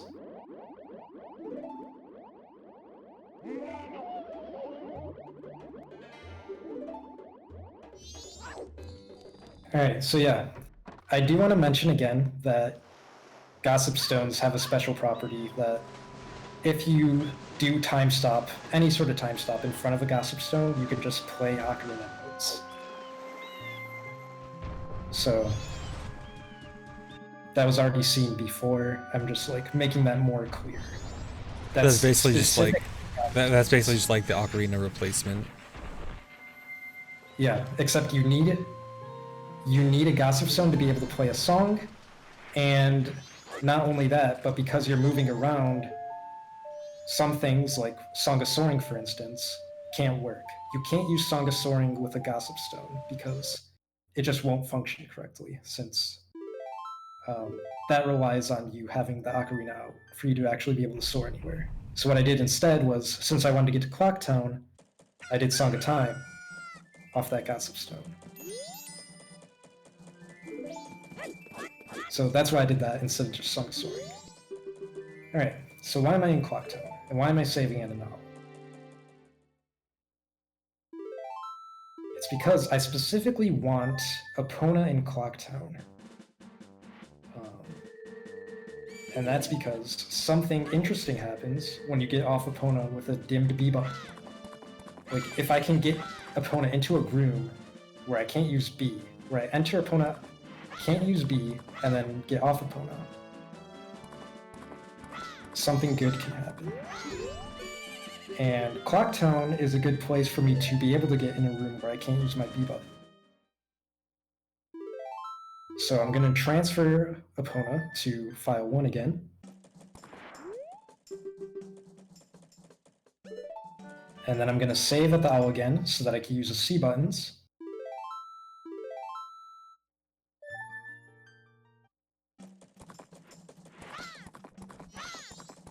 Okay. So I can use C buttons. I'm going to use a cutscene item, which is Goron Mask.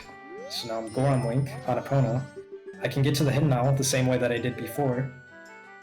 And I'm going to save at the hidden owl. I'm not going to dive this time.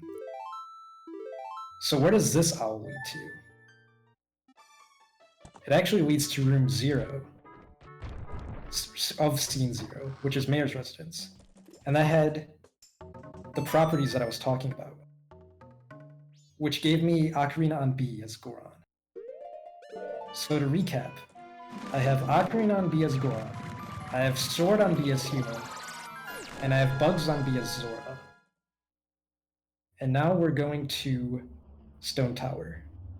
So this cutscene that's playing here happens because I saved at that hidden owl. That's just one of the properties of that. Anyway, I'm going to cross this gap with time stop. I still have to invert the temple in order to get to inverted Stone Tower. But it's not actually clear how I can hit the light arrow switch. But what you can do is shoot your bow through walls by pulling out the bow right after targeting and holding forward. It's a little known trick. Alright, so now that we're in Inverted Stone Tower, there are a lot of barriers that prevent me from actually beating it, because I only have Goron, Zora, and Light Arrow. So I want to get to the left door. The right way, going to the right, won't work. And last time, I used the help of a Zora jump slash to get past a gap that's just really far and needs a lot of distance. But because I have Bugs on B as Zora, I don't have the ability to jump slash as Zora. And Human Links won't make it, so I have to do something else instead.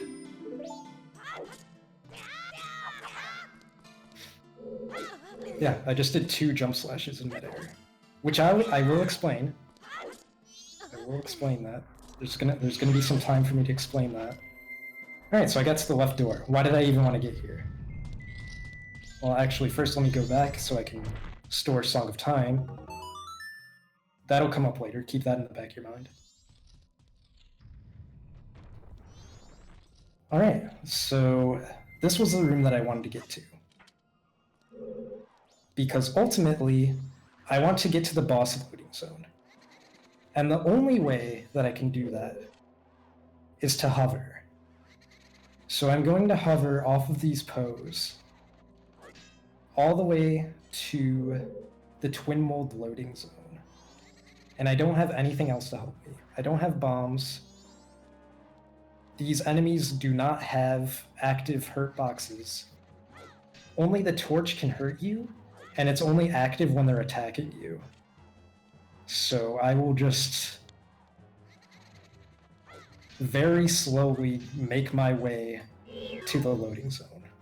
Conveniently, they do follow your height. Don't worry about it. This isn't going to take like 10 minutes or anything. This is going to be a lot faster than you probably think.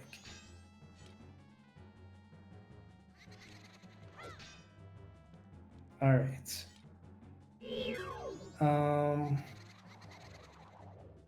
Alright, did you say you want to explain the jump slash thing? Yeah. I'm looking at my notes so I remember what I have to explain. All right. So when I had egg as human that put bottle on my ocarina slot.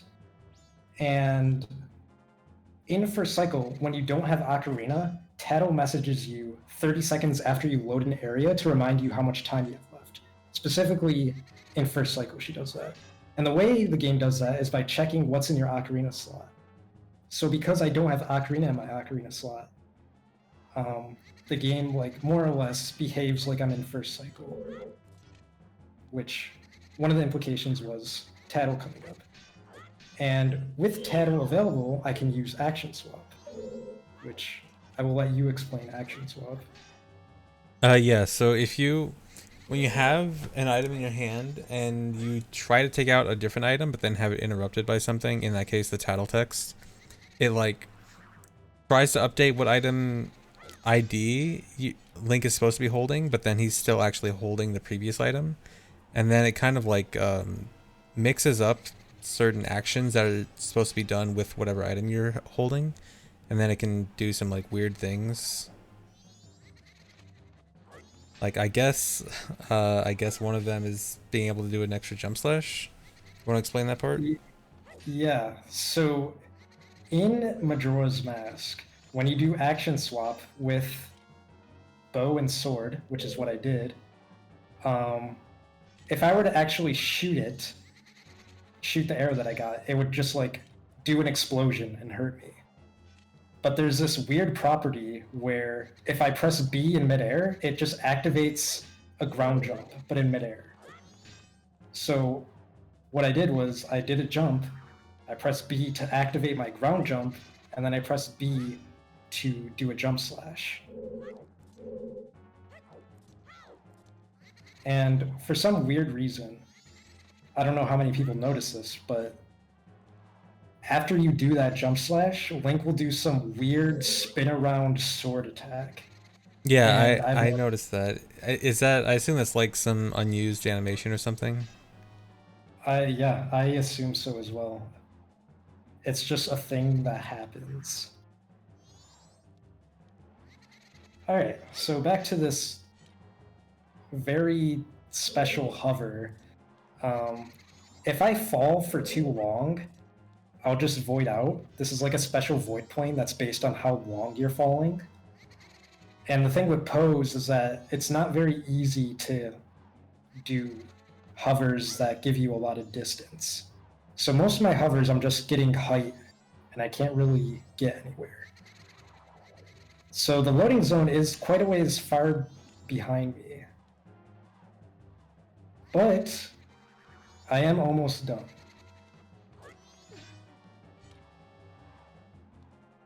Any second now. I just want to keep people on the edge of their seats.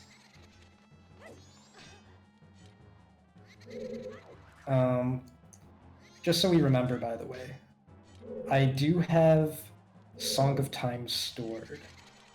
So the next time I bring up a text box, I can use Song of Time for something. So that's something to remember.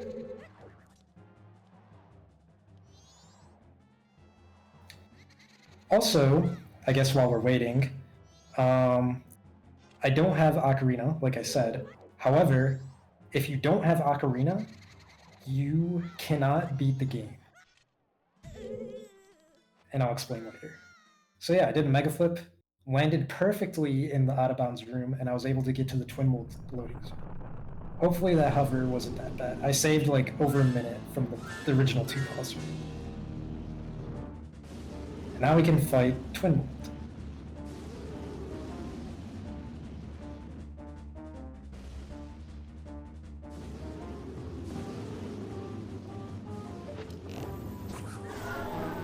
Alright, so light arrows do enough damage that I can kill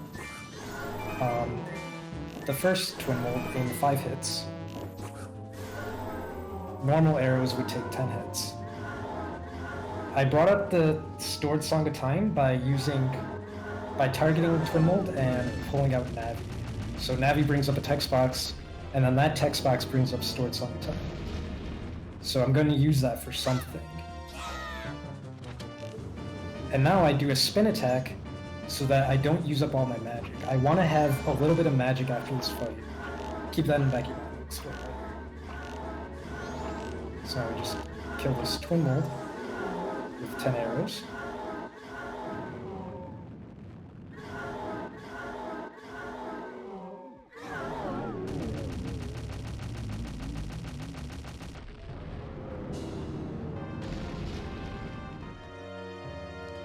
Alright, so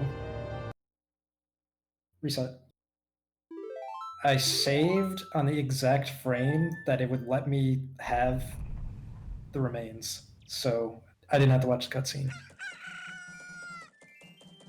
Okay, Yeah, there was a so save there, even if it didn't look like it. yeah, that was a frame perfect save. Although you could save at any time, I'm just saying that particular one was frame perfect. So here's why I kept a little bit of magic. I do a Goron roll to get up here, Nice. which I needed the speed to get, since the bottom door is closed until a specific time. So I want to talk to Grandma so I can advance to day 3.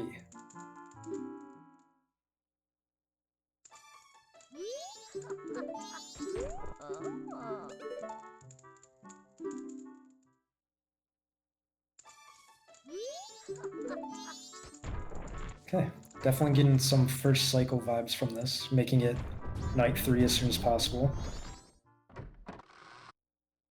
Using my trusty Ocarina on my B button. Alright, so let's see. Here's the things that we still have to figure out. I have to get Ocarina back because you guys apparently have to trust me that we need Ocarina back in order to beat the game.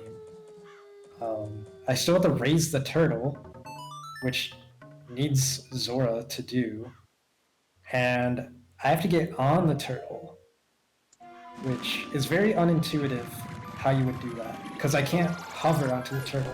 There's no damage source for me to be able to hover onto the turtle. And I can't use hookshot. So we'll see what happens.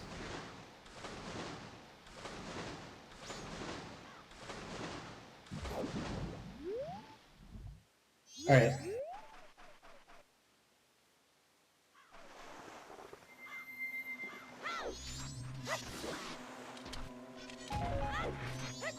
So I want some magic. And now I'm getting eaten by this like. My notes actually just say explain Gin, lol. This is Gin. ZFT, please help me. Okay, so there's a certain state, like when Link is trying to get an item in the water, he normally doesn't actually hold it up until it's surfacing. And so if Link is supposed to be grabbing an item in the water but then doesn't actually surface, the game kind of like stores that item. And then you can actually change what item the game eventually gives you if you go in front of a chest. So he tried to get the shield from the water but didn't actually surface, so didn't actually get the item. Went in front of that chest in the water, that changed it to... What did it change it to? Ocarina. So Oh we my have god. Ocarina. Problem solved. Okay, and we Yeah, do and... Go ahead. time stop in front of this gossip stone so that we can play Ocarina notes, since I'll have to do that in front of the turtle.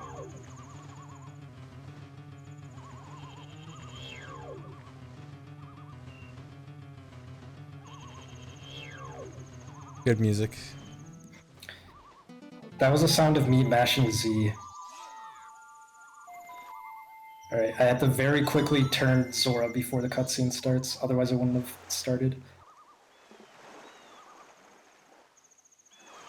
Also, Okay. just a quick little side note about GIM. In OOT, it doesn't have like a huge number of items you can like realistically get for speedruns in OOT, but there's a few notable ones like Bottle for old 90% or what's now known as Defeat Ganon, or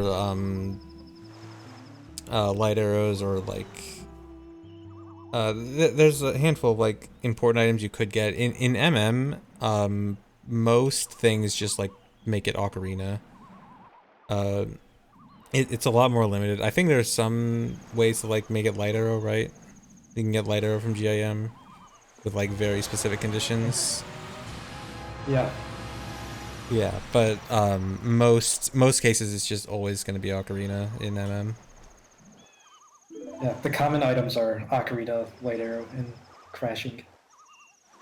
My favorite item.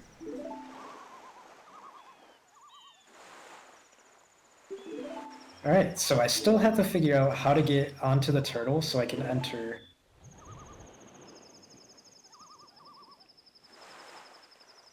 Um, I'm going to save at this owl. So I'm going to use Epona, but Epona is not going to trivialize this. Like, all Epona really does throughout this entire run is just, like, manage my B buttons, and, like, really with that, I can only get, like, bottle on B and sword. I can't, and Ocarina. Like, I can't do anything beyond that. It's not like I could just get, like, some magic item on my B button and fix this. All I'm doing now is just using Epona to set my B button back to fins, since I have sword on human B. Once I resave at this owl and get off, I'll have fins. And then it's up to me to just solve it. Somehow, some way, with no help from Epona, I have to just use my fins to just get onto the turtle. So, let's see what happens. Alright, so we have this particular like again, who already helped us before. I'm just gonna lure it to be like mostly in between shore and land. So if I kill it in between these states, I can actually kill it before it unfreezes me. So I'm still frozen. But I can, however, move around by punching. And conveniently, I stay at the same height when I punch, unless I move to an area that is just a little bit higher. If I move to a ledge that's just slightly higher, I'll snap up to it. So the work now is for me to just punch around and find parts of the environment that I can gain height so that I can get onto the turtle, and then I can enter Great Bay Temple that way.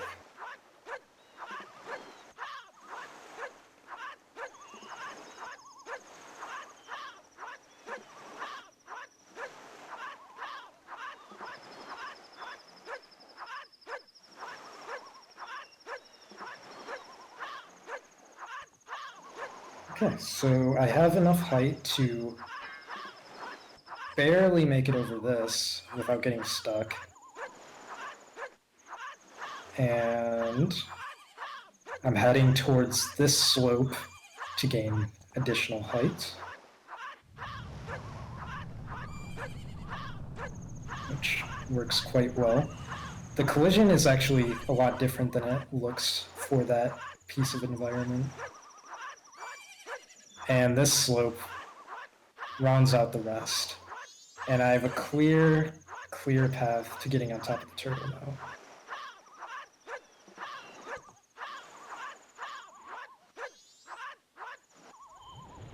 Alright. And as you'll notice, I'm still stuck in midair. The like never unfroze me. But that's fine. Just watching the turtle run away without you.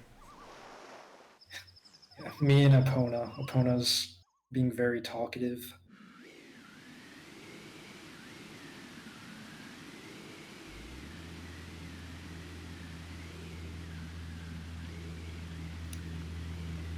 Alright, so now what we have to do is beat Great Bay Temple and then go to the moon and beat that.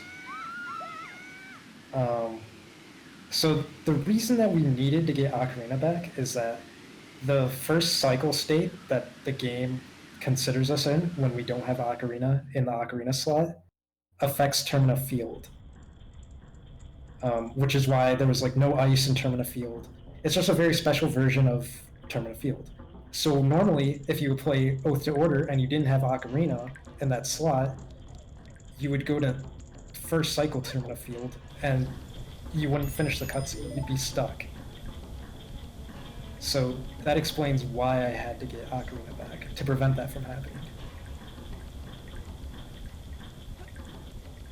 Just enjoying that environment a little bit.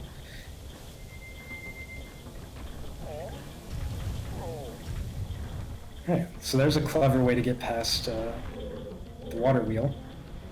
And since we have speed from the Guan roll, I can ESS out of it.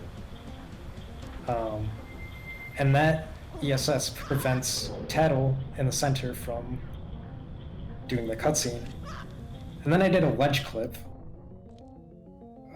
There'll be time to explain that in a sec. But I have another thing that I'm about to do, which is shoot through a wall so that I can hit Georg. And since I hit Georg, this cutscene won't play, so I skip the cutscene. And now I could just attack and kill him.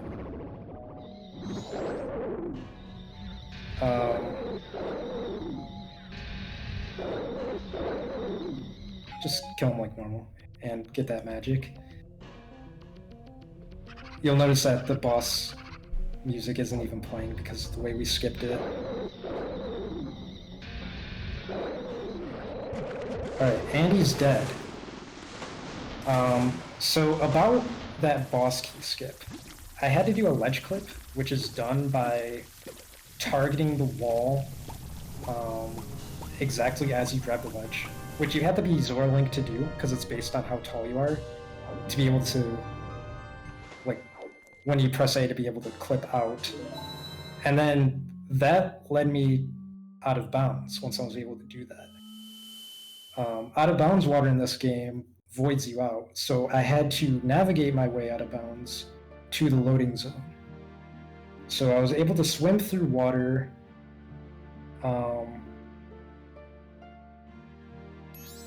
that while like technically out of bounds, since the water had like collision beneath it, that's what the game checks for to be able to void you out. I was able to maneuver through that out of bounds water to the boss room, which was in a convenient spot. Okay, so now we have to actually round this out and beat the game. So when it turns midnight in South Clocktown, it'll play a cutscene to open the clock tower. So ideally, we would want to enter Clocktown after it's midnight.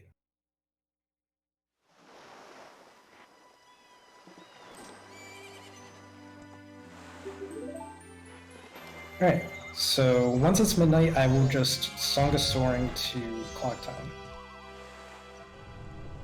Alright, it's midnight, we're done waiting. I'm petting Epona for a job well done. Epona was very helpful to us. This is probably the most helpful I've seen Epona in any speedrun. Alright, here's a cool way of getting into the clock tower.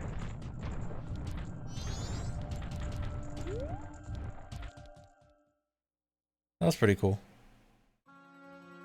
Yeah, normally you would have to go around to the other ledge, grab something as like another form, because Goron Link can't climb up, and then turn Goron again. But for some reason, even though the platforms on both sides of that platform, the little gray areas, are the same height, on the left side, Goron Link can roll up to enter Clock Tower, but on the right side he can't. So it makes me think that the slope is a little different on both of those sides. Anyway, yeah. So we use Goron Ocarina on B to activate this cutscene, and all that's left for us to do is round it out and beat the game.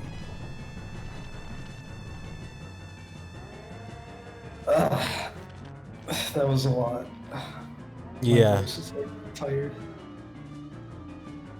quite a lot of complicated stuff just to avoid pressing a button. Yeah, all this to not press start button.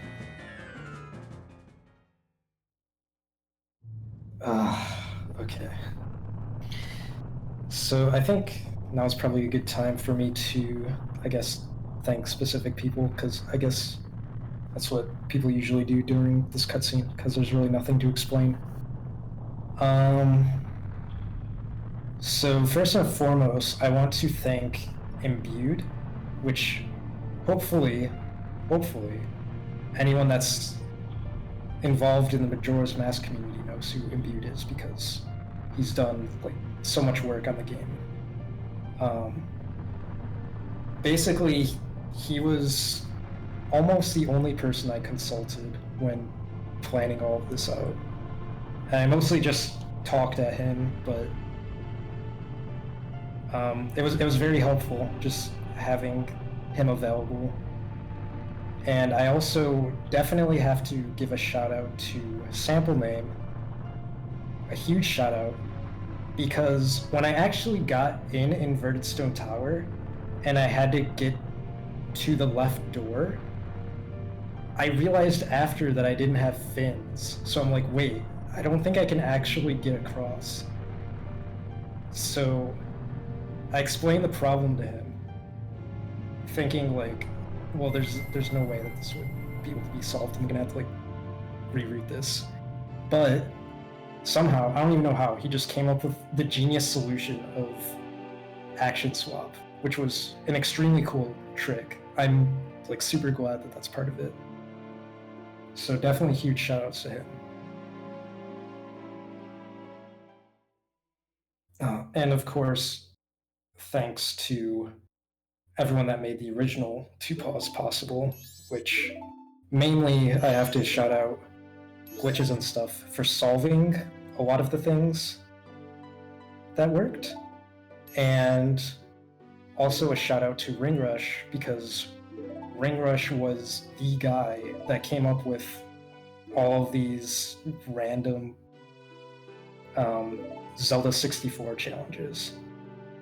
Like that was my inspiration for coming up with all these different LOTAD ideas. So Low Paws was originally Ringrush's idea, back with 5 paws and 4 paws and 3 paws and 2 Yeah, paws. and no doors too, right? That was all me. Or oh, no Thank doors. you. Okay, never mind. I wasn't gonna be the one to say it, but I mean, if you want to shout me Uh, out, thank you. yeah. Shout outs to Kita for coming up with no doors. Greatest Zelda 64 challenge category.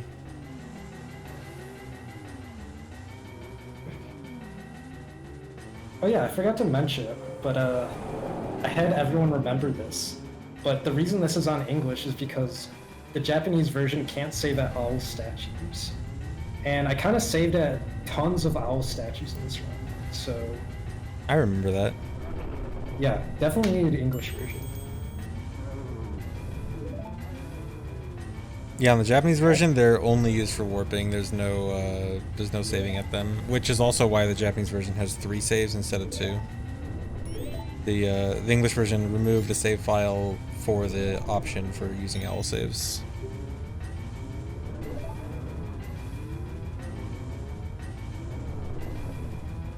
Alright, we're about to do the Majora Fight, which I did make as interesting as I could. I improved it over last time, and I'll explain like as it's happening.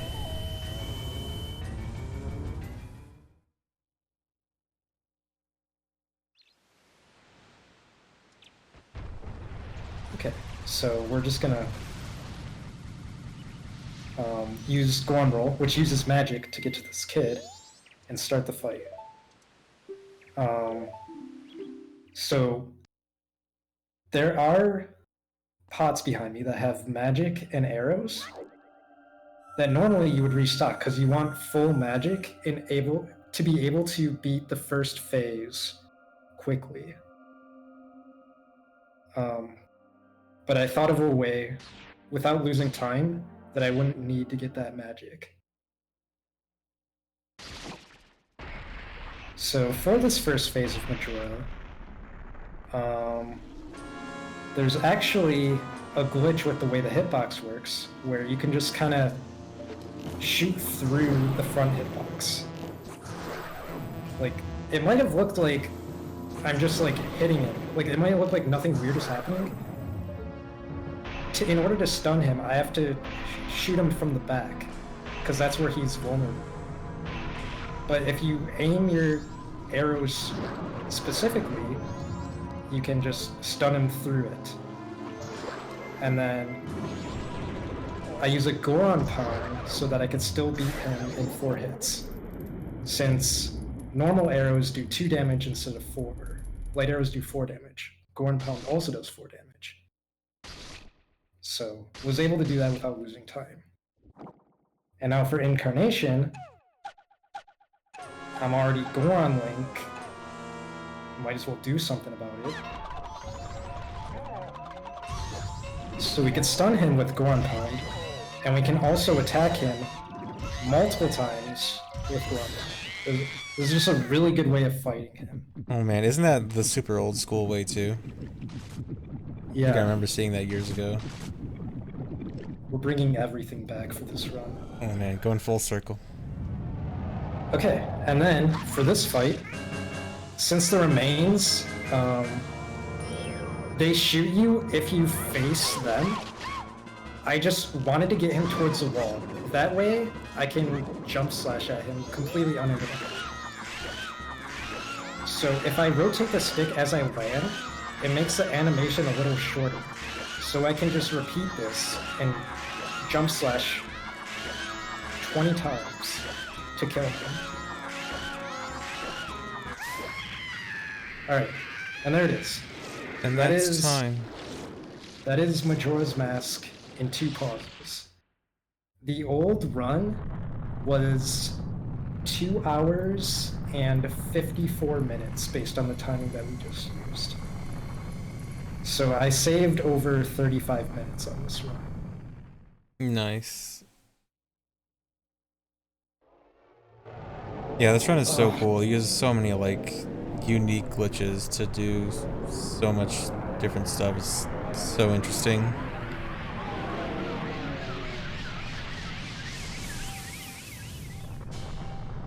Yeah. This was a lot of work. I spent a lot of time planning everything about this, so it hasn't hit me yet that it's over.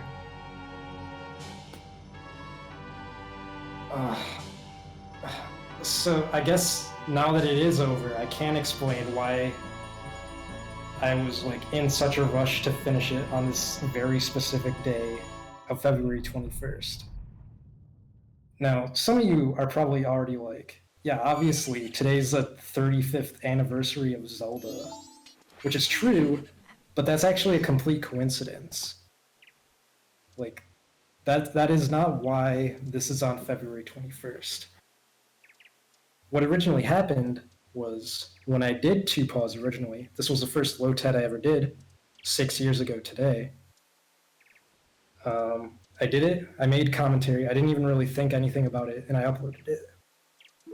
And then there was a run being worked on, kind of the same vein. Ocarina Time 100% in 3 pauses. And we had commentary on that as well. Everyone knows about that. Yeah, everyone That's knows a about good 103 Pause. That's a classic, yeah. So yeah, so those 2 runs were done, and I didn't really think anything of it until like 6 months later. 6 months later, after 3 Paws was uploaded, I realized in the most insane coincidence ever that 2 Paws and 3 Paws were uploaded on the same exact day, 1 year apart. And I'm like, I have to make this an annual tradition. So every single year since 2015, we have had a Zelda 64 challenge run that has been commentated and uploaded to YouTube on February 21st. And every single time it has always come down to the absolute wire of being finished on time. My favorite example being that a trick was found that made zero pause possible 3 or 4 days before February 21st. And OMG, a tree was able to get a LOTAD of zero pause any % done in time, Yeah, that which was is really cool. absolutely Because crazy. yeah, because I think we actually scheduled because there was actually two that year. It was Pacifist and Yeah. Zero Pause. I think the Pacifist one was already scheduled. We were all like, okay, we're probably gonna do this like next week, so it's gonna be all cool and stuff. And then the Zero Pause thing was found, and then it was like, okay, I'm gonna add this in. We're gonna do Zero Pause in less than a week too. Yeah. Like every single run has come down to the wire. In fact, last year's by Tharo was still pretty close, and it was probably like the most relaxed out of all of them. Like we still had like a bit of time to work with. Every other year was just like crazy. Like how are we gonna get this done on time? And Yeah. we managed it every time. Yeah, actually, speaking of Tharos, so last year was Child. It was all dungeons as Child in OOT. And if you guys have been keeping up with regular all dungeon speedruns, shortly after that, that became the norm. Although slightly different route. But yeah, it's also really cool how all dungeons as Child went so quickly from like that really cool LOTAD to completely different strategy, but like actually RTA viable in a completely different way because of SRM. Just shows how much these games evolve so quickly.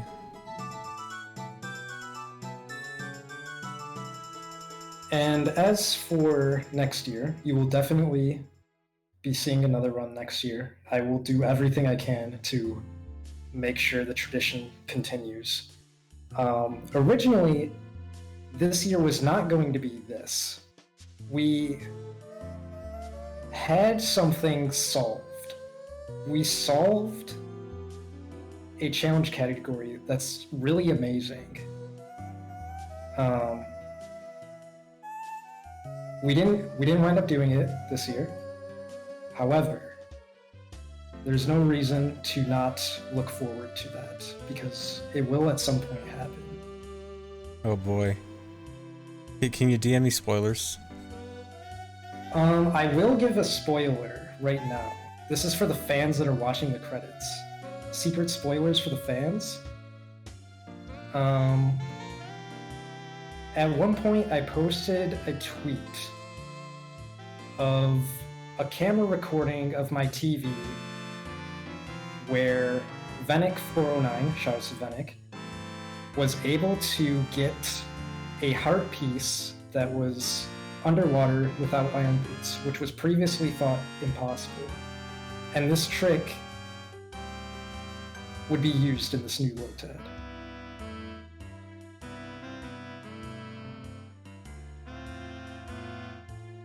That's the only spoiler you get.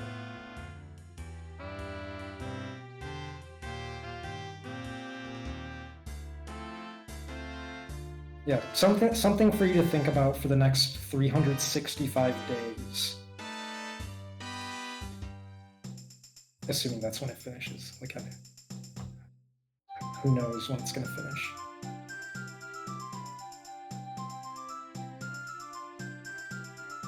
Yeah, keep that in the back of your mind. Keep that in the back of your mind for a whole year. Did I like actually explain everything I said I was gonna explain? I think you did. I think the only thing I could think of was like you almost forgot to mention the owl thing, but we mentioned that towards the end.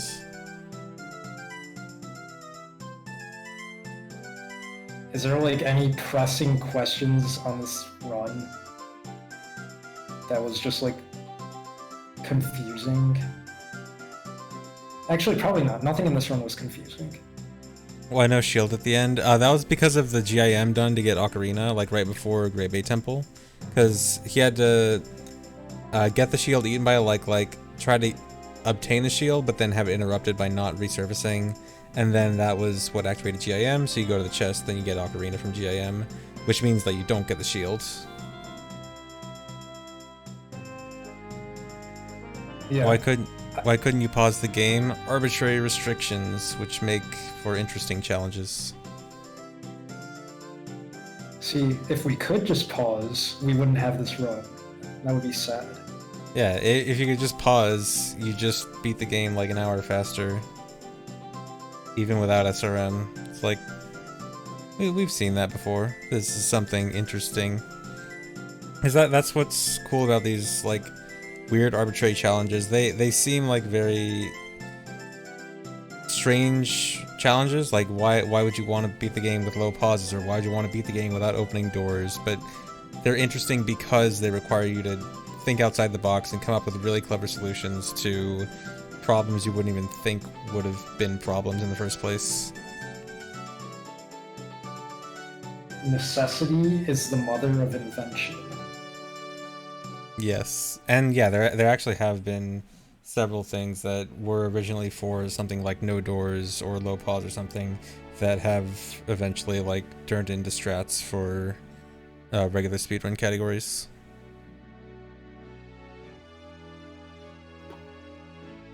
And it's just interesting.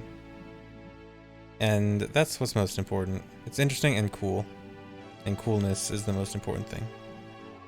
I think that is my exact answer because I did this run purely out of my love for the game. Like, I just really wanted to show people how cool it is to be able to do these things that are just like technically all within the game's limitations and see how far we can push it.